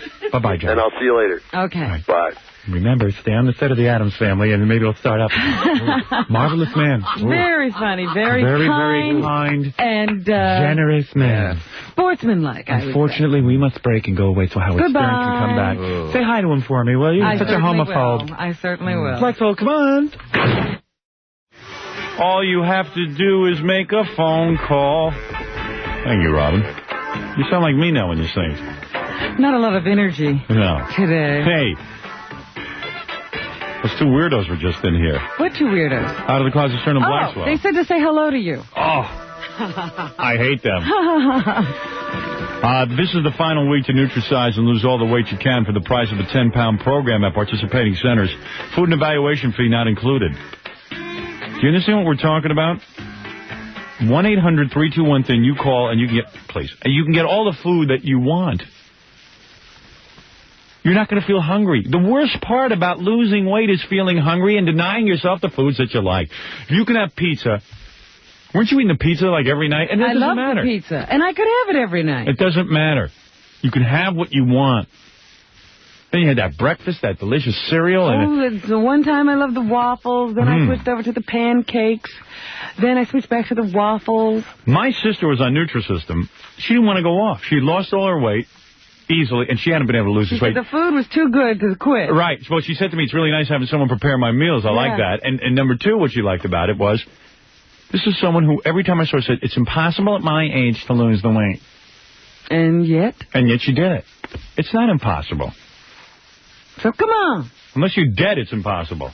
Nutrisize. 1-800-321-THIN. Nutrisize your life. All right. 2 dopes. 10:06. We're making a living at it. That's right. At least we get paid for it. Laugh at us if you want to. At least we get paid for being retards. The rest of you are doing it for free. Yeah, I never read you this hate letter. I should probably save this for tomorrow, but I would love to call this person. Late. Yeah. Kinda late. Right. Hey, I was just looking at the TV ratings. Guess who was dead last? This week? Yeah. Number 89, Sunday Comics. Brooklyn Bridge, which I think they just canceled. was number 85. The dead last. I'm talking about even after all the Fox shows. After the Fox shows. Yeah. I'm talking about after America's Most Wanted, True Colors. All that stuff. Erie, Indiana. Whatever that is. Yeah, I mean, dead last. What? The Adventures of Mark and Brian. Two idiots. You know, I looked at that and I couldn't even see their name. It was so far down. Yeah, it's number 89, which was the dead last show. And what's funniest about it is that, everyone they have now managed to replace Fox at the very bottom. Yeah. They've actually, NBC is at the bottom now. And then Fox is number 88 with Sunday Comics. So because that was Fox's spot. Right. Now the networks Always are down had there. the lowest rated show of the week. Thanks to Mark and Brian, the network's at an all-time low. That's good. Fascinating television. They forgot to copy me on television. They now admit that. They said, yeah, well, I guess we shouldn't have stuck to this Adventures thing. That is very funny. Yeah. That is very funny. Well, next maybe they'll get their own talk show and bomb at that. Them and Chuck Woolery. Good luck. Two idiots. You should have known to do your impression of me on TV. Why not just watch what I do and then do the same thing the following week? Instead of Houcho, you have Marco. Marco and Briano. Briano. Moutho. The Goose story, Robin. Yes. Go ahead. All right. Let me just say, this is pretty funny. This is sad. Does anybody remember on Johnny Carson, they used to have this goose on? This guy was an inventor, I guess. And he saw a goose that was born with no feet. Yeah. So he made shoes for the goose, and the goose was able to walk, and the goose would eat. It was a celebrity, the goose. That's right. The goose got to do TV and was a local tourist attraction. Yeah. Well, okay, listen to this. Andy, a footloose goose that learned to walk with special boots, was found in a park with its head and wings pulled off. Oh. The animal was still wearing the boots when it was discovered dead on Saturday. Still wearing the boots. At least they didn't take the boots. Why would anyone do that to poor little Goose? Asked the owner, Nadine Fleming. I feel just terrible. He was my pet and he never hurt anybody, but somebody broke into his house, kidnapped him, and killed him. Yeah. Anybody know where Rick Dees was during the incident? Isn't he kind of desperate? He's a little upset. Andy was born with stumps for feet and could not walk or swim like other geese. In 1988, the animal learned to walk with customized baby shoes made by Fleming's husband, Gene, an inventor. Yeah. I think this is such a sad story. Andy had made headlines around the world and appeared on The Tonight Show, garnering a gaggle of fans. Fleming's opened their home to visitors, and the goose became a tourist attraction in this rural community of 23,000. From a tourism aspect, it's a real loss. People are actually going to visit it. Well, for a while. This is like Bree Walker if she was an animal, you know what I mean? Yeah, to pull Bree's head off. And take her wings. Oh, dear. Maybe they wanted to see if the guy could invent a fake head for the goose. Or fake wings. Now, everybody knows a goose can't live without a head. Yeah, but who thought it would have been able to live without feet? You know, it's not until you try something. Goose. Celebrity goose. That's pretty weird. Somebody was kidnapped a goose. That's kind of sad, isn't it? Think Johnny will be doing one of those touching tributes like he did for his son? I don't know. How important do you think the goose was to him? His son never appeared on the show. Right, his son never got on the show, but the goose got like 5 guest shots. Might devote a whole show to a goose. Yeah, the goose was a guest host for, I think, for about 3 times. The goose got treated better by Johnny than his own son. Johnny. Ugh. Jody, I'm sorry. I've become a big star. I have to dump you and the 3 boys and marry a string of starlets. And Ed, my bloated co-host, will go around with the young girls and embarrass himself.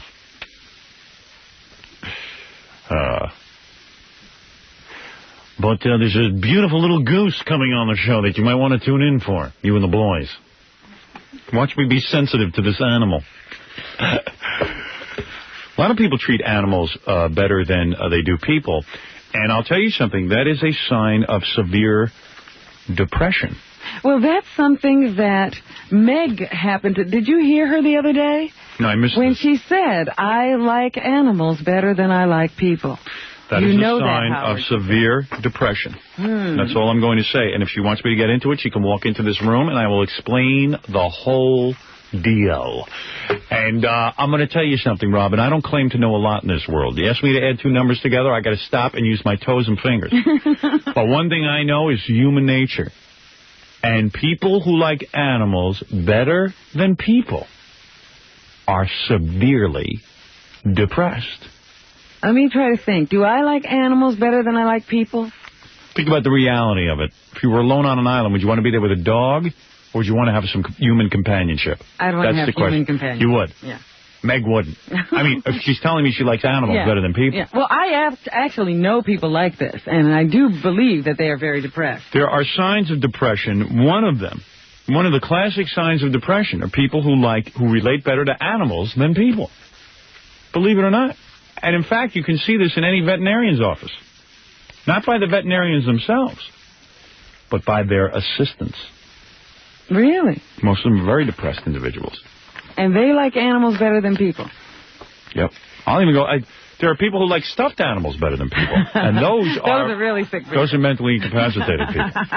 As far as I know, Meg doesn't like stuffed animals better than people. No, she said animals, not stuffed animals. Well, that's a sign of depression. And then, maybe she's the one person who has avoided becoming depressed. Or just maybe she wears a mask. Meg, seriously. I know you're not going to believe this. Huh? No. It's not that you are... able to recognize this trait. Dr. Stern again. Wait a minute. Let me get these on. Those that love animals more than people are severely depressed individuals because they've had such bad relationships with people. Probably what I meant by that was that I've run into, or I've had a lot of pets. I probably have had more pets that I've liked than animals. It doesn't necessarily mean that I like them better, but I do run into more dogs and cats that I probably have more fun with than the average crowds in the streets of Manhattan. I would consider depressed. Thank you. Are we finished now? Clinical depression. That's all. Do you like stuffed animals better than people? No, my son likes stuffed animals. All right, he's 12. So. Well, he's all right. Don't worry. He's 12. That's the proper age. He could grow out of it. That's right. He still has a chance. There's hope. Do you have any pets? Of course I do. I took in a stray cat, a cat I found who was half dead, and would sit there and cry at my door, and I said to my wife, look, my wife is heartless. She just says, get it out of here. But then once we took it in, now the cat only likes my wife. Oh, really? Yeah, isn't it funny? Stupid cat doesn't know I saved its life. The cat is such a jackass because a cat has a brain. This is why you don't like animals, Howard, because no. the animals didn't respond to you. I love the cat. Don't get me wrong. My cat will turn to me second. Yeah. Turn to your wife first. The cat runs from the kids. Really? Well, of course, they're so noisy. Cat doesn't like noise. Well, it's funny because I have two cats. One of them I took from a pound or a kennel or whatever they called it. One of those North Shore Animal League. Okay? That's a great place. And that cat loves me. Right. And the other cat doesn't know I also saved it. Right. It treats me like, well, give me some food, okay? Well, I saved this cat, and it was crying, and I brought it in, and that's very nice. But if you ask me about animal experimentation, I'm all for it.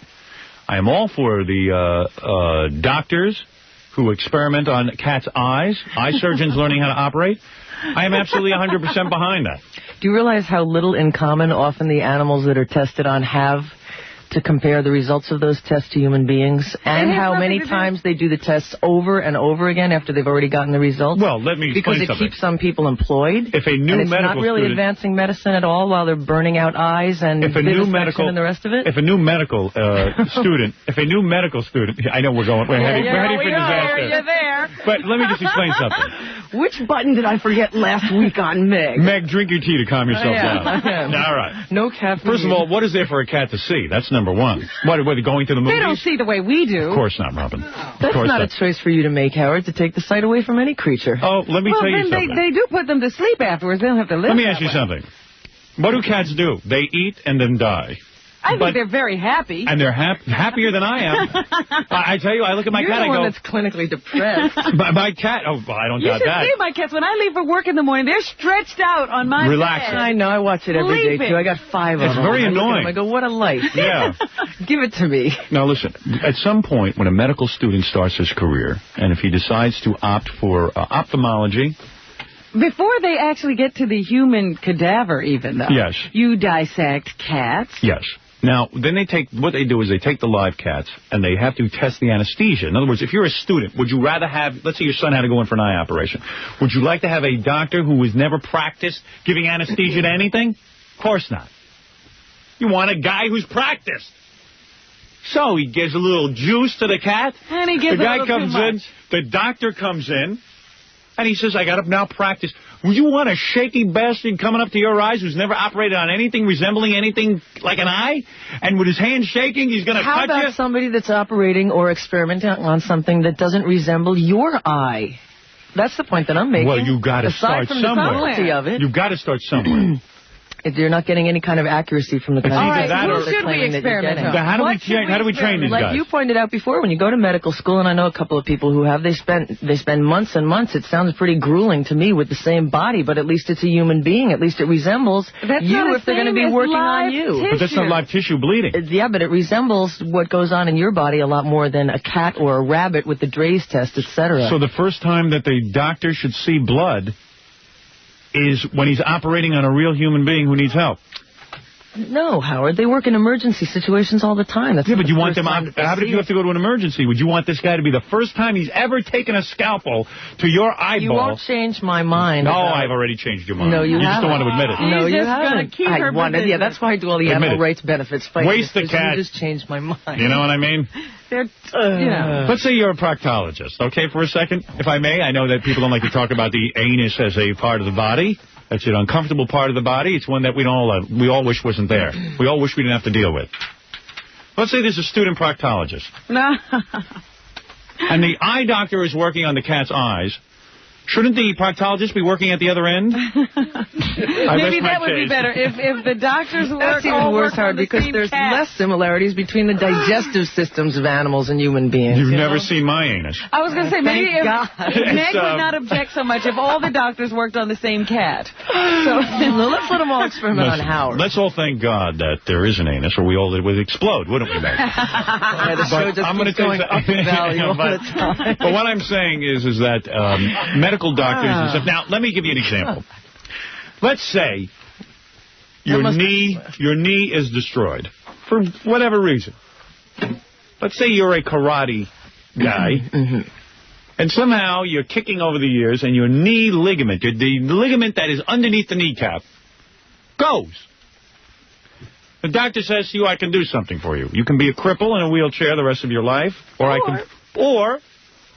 I can replace it with a cow ligament. So you say to him, wait a second. Cow ligament? Get this cow ligament. Yeah, I mean, cow ligament, why don't we get it from a dead body or something? Well, dead bodies are riskier because this has been exposed to blood and therefore AIDS, blah, blah, blah, blah. Okay, yeah, all right. You got to kill a cow and get this fresh? Yes, I need to kill the cow, get it fresh. Well, Meg, what's the decision? Or I could use a rubber band if you prefer. What's your decision, Meg? Meg, now this is your own... talking about any kind of a real situation, someone you love. Howard. Oh, I am too. Yeah. I know a man this was done to. We know people with cow ligaments in their legs. I know many people with cow ligaments, yes. You know many people with cow ligaments. I know three of them. I know three who have... cow ligaments. Cow ligaments. Fairly common practice now. Now, yes. So what's your answer, Meg? Meg, yes or no? And let's say it's your own son. He can be crippled, or we can take a cow's ligament. A cow, unless you're from India and you believe that's your uncle. And if it's your uncle, what was so great about him in the first place?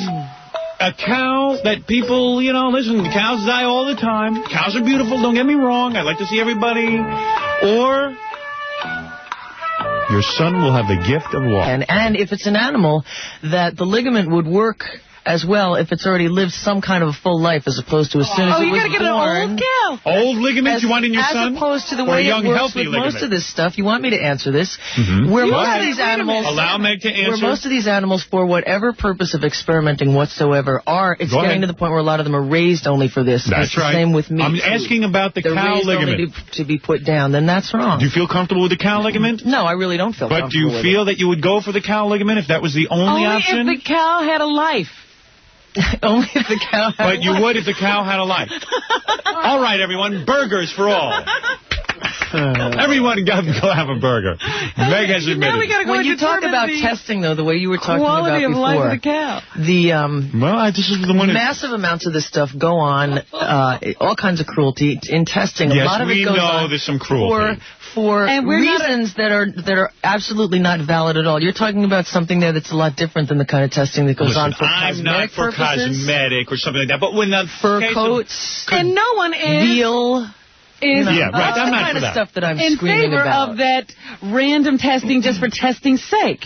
Right. Because it keeps a certain amount of people employed, which is honestly what that is. Well, that's a shame. And some doctors continue to prove that they should continue to get grants for this kind of stuff, and they continue getting it. We all know there's certain kinds of animal testing that isn't You good. take it to one extreme to try to make it seem like I don't believe in what I'm talking about. So this is why I'm trying to fill you in on a few things. I just wanted to see how many convictions you have. That you don't know. I just want to see if you're a woman of conviction. I can see that you can be broken when it comes to your own, to the love of your own family. Let's say there were only 2 young cows available, and there had to be a young cow. Believe me, she would. And you know what? It's like that woman who said, there was a woman on TV. They asked her, what was it they asked her, Robin? Something like if the valve, the cow valve or something, was the pig valve or something that they could put in her son's heart to save her son's life, would she do it? Or if they had to kill some animal to do the research to save her son's life, she said no. But you know what? She's a big phony, because the second her son, probably don't even have a son. Does she have a son? And you know what it is to have a son? As I myself don't. How'd you get on this anyway? We got 4 hours to kill. Well, how did animals all of a sudden come to you? Well, the goose story with the chopped off feet. Everybody's crying over that. What? What is it? Somebody killed the goose. You ever see the goose on Johnny Carson who had no feet? That was born without feet? No. And they gave him a pair of shoes. And he learned to walk? It was a great invention. So somebody took the goose and killed it, chopped off its head. And pulled out its wings. Which is a terrible, terrible thing. I mean, that's not a nice thing. No. But I can't end my day over it. Who asked you to? All right. God. That's all. I mean, if we're not going to get upset with the woman who blew part of her face off trying to stop an asthma attack. I am absolutely not upset about that. Who leaves an asthma bottle thing and a gun under their pillow and then gets confused in the middle of the night? Well...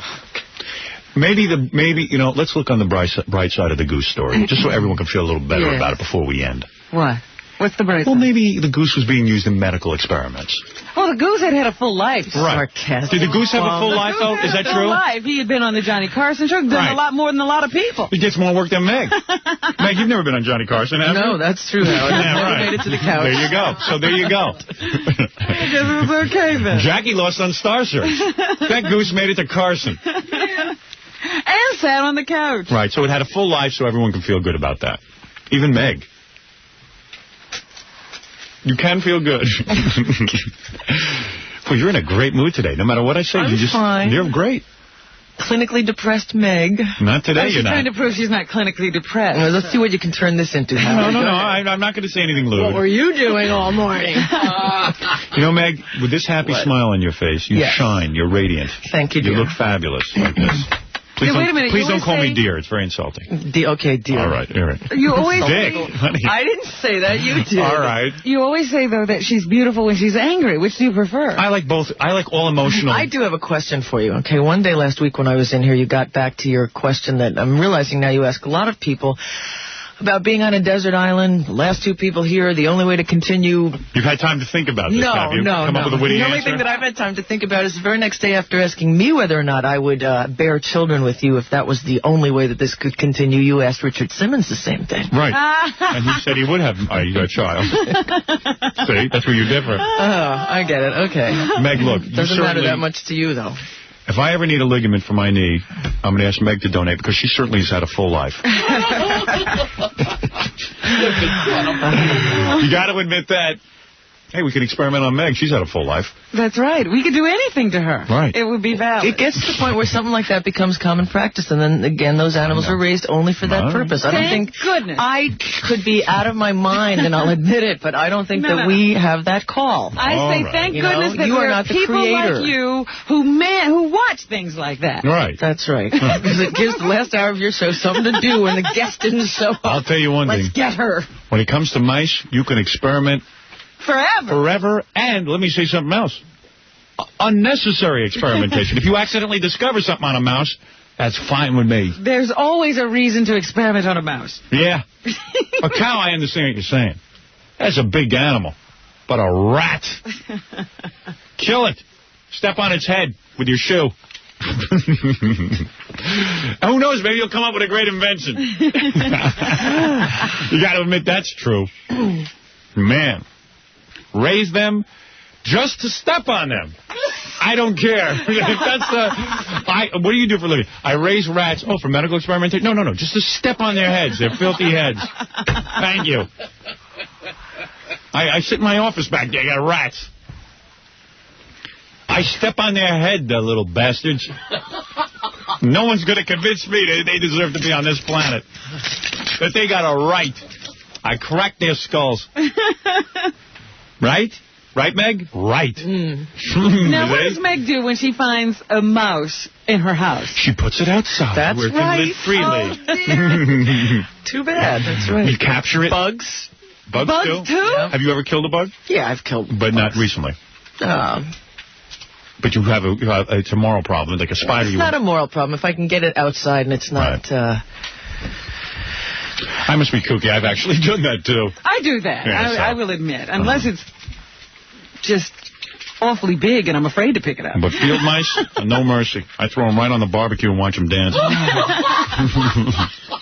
Hors d'oeuvres for the guests. Right. And anything that bites me dies. Right. Fred, you're a dead man. Robin, any other stories you want to... Boy, you can't even get Meg riled up with this animal rights stuff. We can't get her. The only thing that gets her is to talk about her personal relationships. That's the hot button with you. If I was to say you're in a good mood because you got it last night, you would be all over me. Like stink on S. I would never be all over you, Howard. You know what I mean. I don't mean all over me sexually. I'm not talking about sex. You got a filthy mind. I'm talking about you would be really riled up. No. Really? Really. Boy, things must be going great. You getting married again? No, I'm not getting married. Were you proposed to last night? No, I was not proposed Something to. big must have happened. I'm sure she would have told us. I paid my bills and had some money left over last night, so, that's what I did last night. This is better. As soon as she comes in, she had a good horse ride or something. Yeah. And she's That'll happy. usually do it, Yeah, but no. You like exercise out in the woods, You mean the horse exercises? You don't. Sure, you exercise when you ride. Quite a bit. You ride a horse? Yeah. Oh. All right.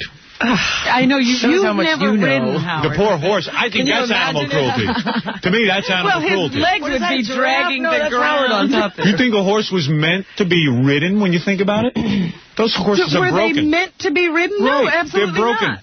I'm against horseback riding. You'll never see me on top of a horse because You teach an animal how to get along with being ridden in the right way, and they enjoy it. There's no cruelty. You know this for a fact. You ever asked for a horse? Since I was like 3 The horse years has old, told you that he enjoys riding. I can tell when a horse is happy, when a horse is not. Let the horse happy. get on your back and carry him around. There's something wrong with this logic. I wonder if a horse realizes what Meg has been rubbing on his back. I wonder, boy. Thank you, Jackie. I'd like to be a horseback rider myself. I always tell when it's one of your jokes. What was? His laughter gets louder. No, that's not true. No. I've actually seen Jackie laugh at one of my jokes. I'm not talking about your jokes. I'm talking about Jackie's jokes. Oh. Horseback riding does not have to be and is most of the time not any kind of cruel thing at all. I would disagree with that, but that's where we part company. Well, let's hope not. I don't see any horses running around capturing people and throwing them up on their back. Of course not. You know what they do to horse? Have you ever seen a horse broken for yes, horseback riding? It's very cruel. sad. Very sad. I'd rather take its eyes out and operate on it. At least broke man my horse, and there was nothing sad or cruel or anything else about it. Well, you take a wild excuse me. How did you break the horse? How did you break? By getting on him every day and getting thrown off of him every day at least 5 or 6 times until he got used to it.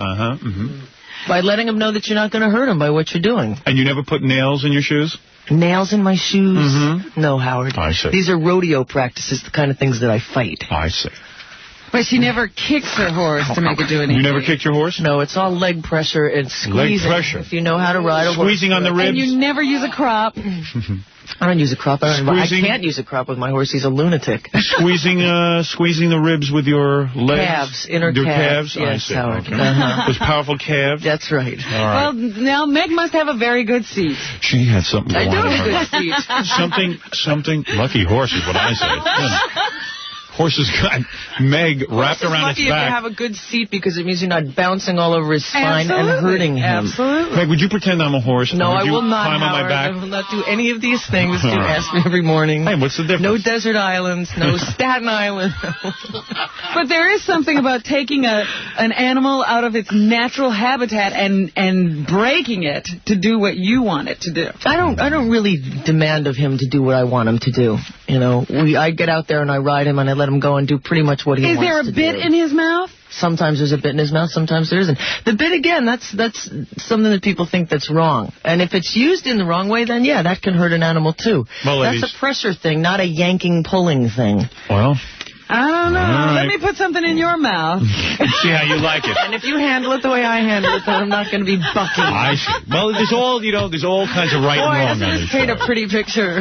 But you are in an exceptional... I have never seen Robin, I have never seen Meg in a better mood. I know. This is amazing. I'm trying to learn how to take a deep breath before I walk into this room. Is that what's going on? And, but nothing special happened? And not get, terribly pushed by you. Because I think it sounds better even when we are fighting if we're laughing. Right. Than when I completely lose it. Right.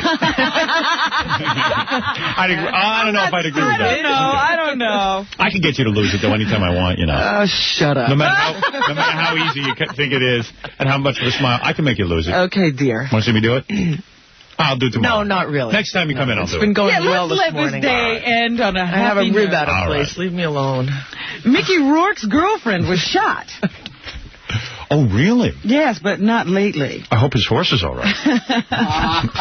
He goes with that Carrie Otis. He's a particularly despicable character, isn't he, that Mickey Rourke? I think so. It seems like all of his movies are just so he can get it on. Well, it seems even this girl he met, after going through hundreds of women casting his last film. And then, of course, their on-screen romance became a real one. Was this from State of Grace? No, Mickey Rourke wasn't in State of Grace. Oh. I'll tell you the truth. He was in Wild Orchid. If I was Mickey Rourke's girlfriend, I would shoot myself. So, It happened one Sunday night last month when Otis was visiting Rourke in Santa Fe, Mexico, on the set of the film White Sands, which is still shooting. Apparently, she came into a room. There was this sack sitting on a table. She didn't know that a gun was inside the sack, so she picked it up, and when she put it down, it discharged, shooting her in the shoulder. But she's all right. Yeah, she's okay. She'll have a scar to remember the incident by. And why is there a gun in a sack on a table? I don't know. See, I think Meg would date Mickey Rourke. What do you think of that? As much as I know about him and his career and his attitudes toward women, I believe Meg would date him. Meg, am I out of line? You're wrong, but... I wonder. I don't know about out of line.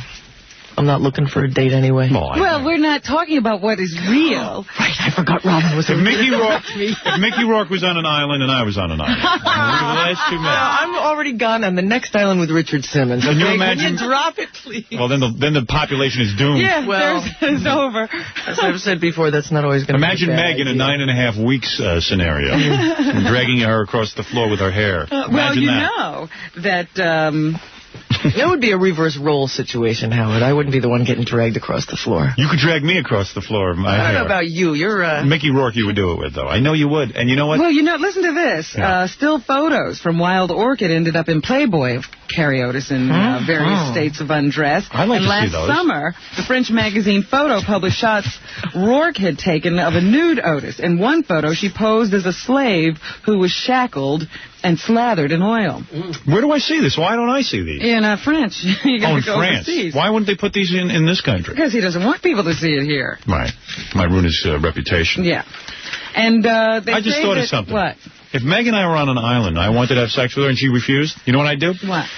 I would experiment on all the parrots on the island until she gave in to me. Oh, there you go. It would either be me or the parrots. And let me tell you something. She would eventually give in because she loves animals more than people. That's technically rape, but I suppose... Mark, he's taking out my eyes! But there isn't anyone to complain to. It's just you two on the island. Right. Yeah, there's no laws. Meg, if you don't want me, guess what? I'm going to make a cure for cancer. I'm going to open up this Howard. I'll shoot you. There's no guns. All right, go ahead. Meg is working on a blowgun. Blowgun as we speak. Meg, I'm soldering this parrot's bill closed so that we can find out if a parrot can survive without able to use its mouth. Look at the things that you have to do to get some action, Howard. Well, you're a particularly tough conquest. That's right.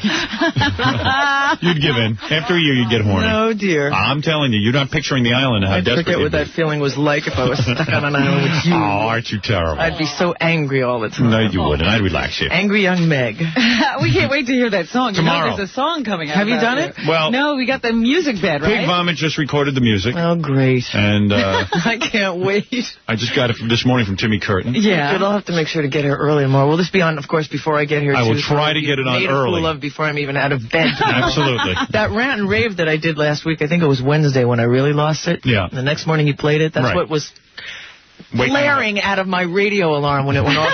Is that when you decided to have a good attitude when you came in here?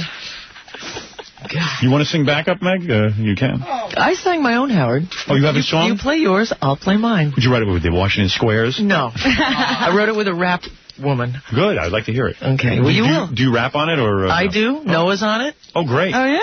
You're turning Noah against me? MC Spider's on it. No, I'm not turning Noah against you. I told you he's a big fan of Fart Man, Howard. Oh, okay.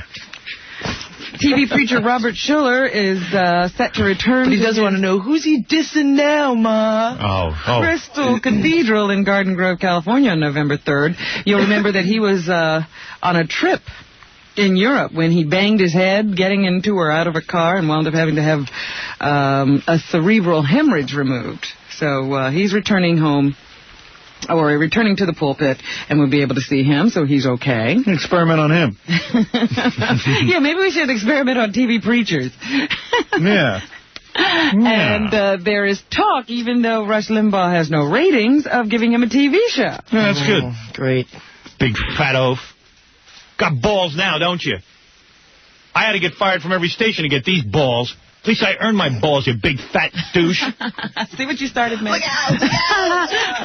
All of a sudden, this is a guy in radio, right? A couple of years ago, he got the bright idea to be brave and spout off. He's horrible. He was on radio for years, this guy. He didn't have an audience. He got out, and he had to go be a salesman somewhere. But all of a sudden, he heard Howard Stern, the great Howard Stern. You big pig. You fat jackass. Get some balls of your own, an original idea. Give him a TV show. Give him 9 TV shows. They'll all fail. It's a big fat loser. He's uncomfortable to look at. You think I'm uncomfortable to look at? Take a look at him. I'm friggin' Hercules next to this guy. Is that right? He really has no ratings? He doesn't have big ratings. I would expect that he would, just because stuff like that seems to be raging. He's a big fat bore. Yeah, he's all built up and then nothing. Yeah. He's... You're right about that. Now you're talking sense. EIB... Excellence in Broadcasting or some nonsense. Sounds like this sounds like another guy you listen to. I listen to everything across the top, trying to figure out what the hell is going on in media. I see. Give me a break. Okay. Debbie Reynolds says she was... another one monitoring the radio. Misrepresented last week when she said Hispanic women should seek domestic work. Hispanic women should absolutely seek domestic work. She's going to be on Entertainment Tonight, I suppose, doing an apology. But why do people say things and then deny them and apologize? I still think if you have no education, that housework is something we women seem to know. Most of your Spanish come into this country, they refuse to even learn the language. That's number one.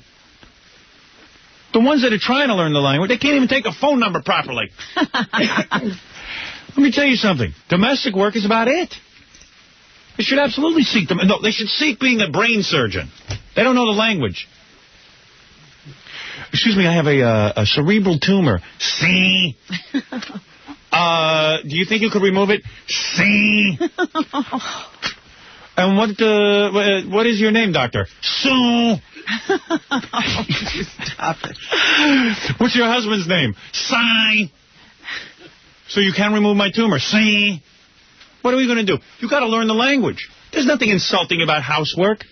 There's nothing demeaning.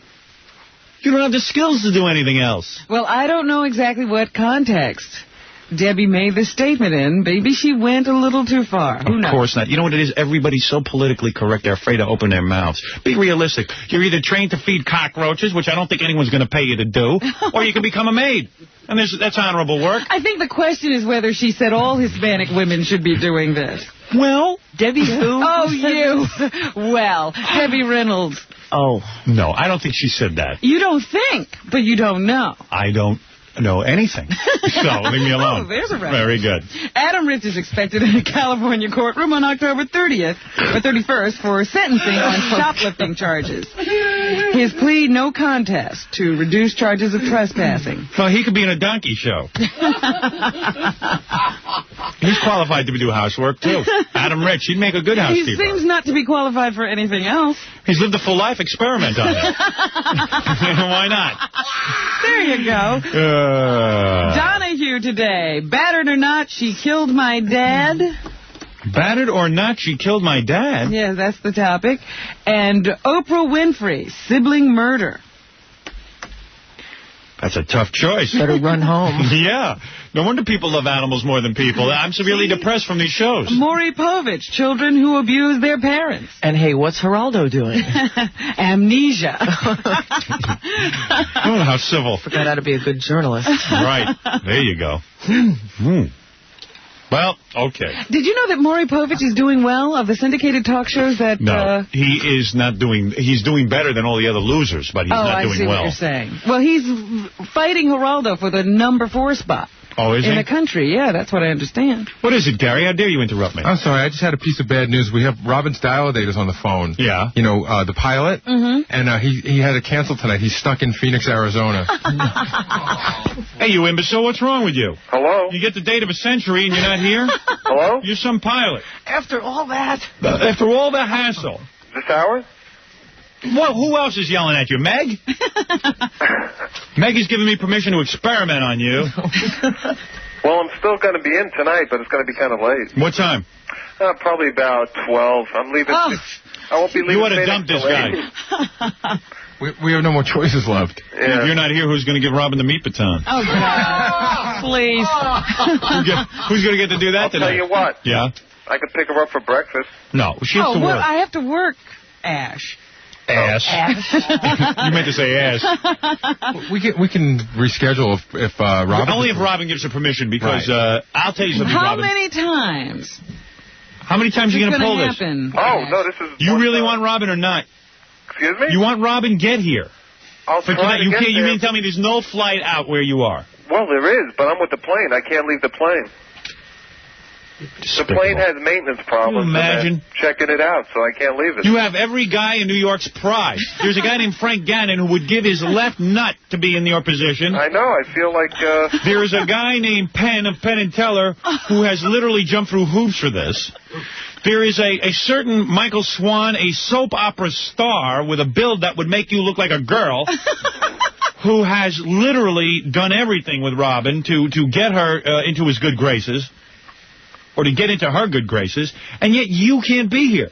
Well, I feel bad. I apologize. It's Robin, are you going to even play? You have no time in your busy schedule for this guy anyway, yeah, do you? it's out of my hands, though. I mean... What do you mean? If he's a good guy, I always have room for one. Were you not dating last night? Were you not even out on a date last night? Look, what are you... I didn't... That was not for publication. Oh, I see. What, on this show? Robin's very sensitive about her dating.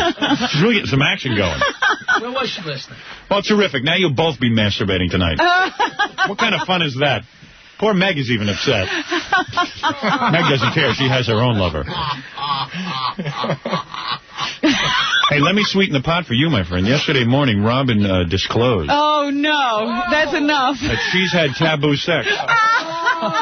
I'm talking about the most evil kind of sex there is. There's The kind no that evil kind of sex. Let me, sir, if you need it, you need me to spell it out anymore. Have you ever been with a woman and you hear this noise? No, Howard, stop it.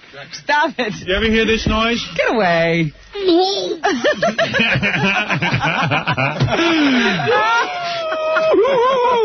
You guys are sick. You know where they run from you? She's had that and enjoyed it. Oh, that's not true. Oh, Robin, honey. Oh, baby. Yes. I love when you do the news. And your repartee with Howard. Ow! But now you have nothing to say, do you? That's right. Oh, Jackie. Oh, Jackie, I didn't know it was painful. Really? Said he enjoyed it. He's such an imbecile. What in the world is he doing? Oh, he has to make that gurgling noise. He's improvising. It was building. Meg can only imagine what we're even talking about. That's right. Don't. I guarantee you Meg would never go for that, Robin. I don't know that. In a million years. You don't know what kind of... If it was Mick Jagger himself... love relationships Meg has had. You would never go for that, would you? Not into abuse. That's not abuse. I'm not into abuse either. Well, he sure sounded sick. Well, don't go by Jackie. Is Meg looking for a date? No. Stuck in Arizona with your plane. What Day a dope. of the date. Hey, you're not Ain't gay, that are you? Rich? No, what are you kidding? Only a homosexual would stay away from a woman like She went Robin. through 4 hours on the radio. I know. Yeah, look at this. Guy. What are you doing to me? Could you do his penises in Phoenix, Robin? There's got to be another one. The rest of them get back here? I just want that to you. Well, do you want to reschedule with this loser? I don't know. I think you ought to give it a chance. Come on. No, do you really want to do this? Ask, do you really want to do this? Me? Yeah. Yeah, I'm up for it. Oh, you sound really enthusiastic. I just don't want to, you see, my schedule, the way I fly, sometimes... do you want to be on a date? Give us the date and be here. Yeah. All right, then get yourself together. I'll put you on hold. Arrange a day with Gary and Robin, okay? Okay. All right. Sorry, Robin. Stupid. What a dope. All right, well, we have to go. Meg's show is next. And classic rock, of course. And Meg will be doing 20 in a row, I think. 20-song marathon coming up? Yes, I believe so. Some of your favorites. 20-song marathon's good. Gives Meg a chance to check in with her boyfriend. You never know when one of those is going to come along. Do you ever make phone calls to your boyfriend during the show? We've been told to stay off the phone. Really? Isn't that fun? Now, why was that? Because I can't chew gum and talk at the same time. No, sometimes Meg, I know what Meg's downfall is. She gets on the phone and forgets to queue up the next record. No. You know, I've heard some dead air. It comes to me by instinct these days. Jackie Penthouse, Joe Page, Martling. After all these years, I know when 3 minutes and 12 seconds is up. Next Thursday, October 31st, everyone go see Jackie at Governor's Comedy Shop. Yep, Governor. I'll never play that place again. In Levittown on Long Island. Free album with advance ticket. For jokes and information, dial 516-922-WINE. By the way, his new polygram video, very funny, live in concert. 1-800-EGAD-131. Once you order it, $18.90 includes shipping and handling. That's Jackie's new name. Jackie, I'll never play that place again, Martling. They treated me so bad. I'm a man of conviction. Robin, I'll never flip over again, quiver. Boy, Gary, this Sunday morning from 11 a.m. to 1 p.m. at Harvey Electronics in Secaucus, New Jersey with the K-Rock Band. Baba Booey. Stuttering John hosting a pre-Halloween party at Cocktails in South River, New Jersey this Saturday night, October 26th from 10:30 to 12 p.m. Stuttering John and the K-Rock Band. Sunday, October 27th, 2 to 4 p.m. at the Belmont Flea Market. This week, Sandy Von Korn at Goldfingers. Ooh. Meg might hop up on stage. You never know. If you're planning a wedding or party and you need a mobile DJ, call Scott the Engineer, Rocket Entertainment at 718-BAG-5040. And don't forget to reserve your Christmas party now. Scott the Engineer. I was on stage at this thing we did at Giant Stadium last night. It had nothing to do with what Sandy does. You were nice enough to allow me to plug it on here. Yes. And through not having to do any cruelty to animals whatsoever, we were able to raise between $100,000 and $150,000 for kids with asthma. Last Sunday, which was pretty cool for the American Lung Association with the Giants and all kinds of other people helping out. All right, very nice. Once again, thanks to all of you folks. Once again, Meg out doing good for mankind. Pour any acid into any animals' eyes. Well, you know, it's great that you idiots came through for Meg. Yeah, right. Aren't these the same idiots people you called idiots on the air? Well, at least they showed up. Me? Well, you were upset at the time. Yeah. I'm sure you did. Your listeners idiots, not mine. Oh, really? I apologize. I'm sorry. Man. The phones were ringing. The faxes came in. What does she think she is? Well, the idiots showed up and donated some money to the asthma. I'm very no idiots there. They were great people. All right. Meg Griffin is next. What's this? Billy Joel. Oh. No, I'm not going to that. Angry Young Meg tomorrow? Can I look Angry Young Meg. Great. I'll make sure to bring mine. I hate Derek and the Dominoes, so I'm going with this. I can't stand Derek and the Dominoes. Oh. And I love cream. And, you know, it's that Derek and the Dominoes. You just didn't like that particular incarnation, huh? Oh. They just put out a... Shut up, Billy. Set, yeah. They just put out a box set You could throw up from this box set. They even have the outtakes of Layla and all. You'd bang your head against the wall within 3 minutes of listening to this. Put on Tell the Truth. That's a good one. That's a good song. Yes. We agreed. But even still, it's still bad because it's done by them. Meg playing piano on this. Great. I worked hard. Meg tickling the ivories. This is good. Yeah. It's Billy Joel. New York State of Mind, man. Let's just mellow out here and sort of get into it. At 92.3. That's exactly how you sounded 12 years ago. I think I sounded a lot worse, quite frankly. Really Wait a minute, funny. didn't you tell me you had found some old tapes of yourself? Yeah, I'd love to hear it. And I haven't even been brave enough to bring it. The only tape I found was me interviewing a guy who was doing a Broadway play. Oh, come on, you got to bring him in. All right, tomorrow. That'll be for tomorrow. I'll bring that in and Angry Young You Meg. played me Mourning Over Elvis, then we can hear some of your early tapes, too. Your stuff is dynamite compared to this. You have no need to be embarrassed. I remember, Howard. I remember tuning in that one morning. It's so bad. Who's that? Who did they hire now? I was hired because I had short hair. Can you believe that? And you wore a suit or totally, you would not recognize I had him. just cut my hair completely. Yeah. You saw the picture of me with long hair, and the guy hired me because he didn't want any more long hairs because they were all giving him trouble. And I had Donald J? Yeah, and he told me that. He says I could care less about your tape. Yeah, he didn't it was even adequate. test you. Huh? He said the tape was adequate. It's just that you had a nice short haircut. He was being driven crazy by all the people with long hair. That was Meg and her husband. And actually, even Tom, the overnight guy, had long hair, and everyone had long hair. And I had just cut my hair off. It was the 70s. Yeah. And I got hired. That's my resume. Got hired because he had long hair. He had short hair. You know? Thank God I didn't whip out that picture.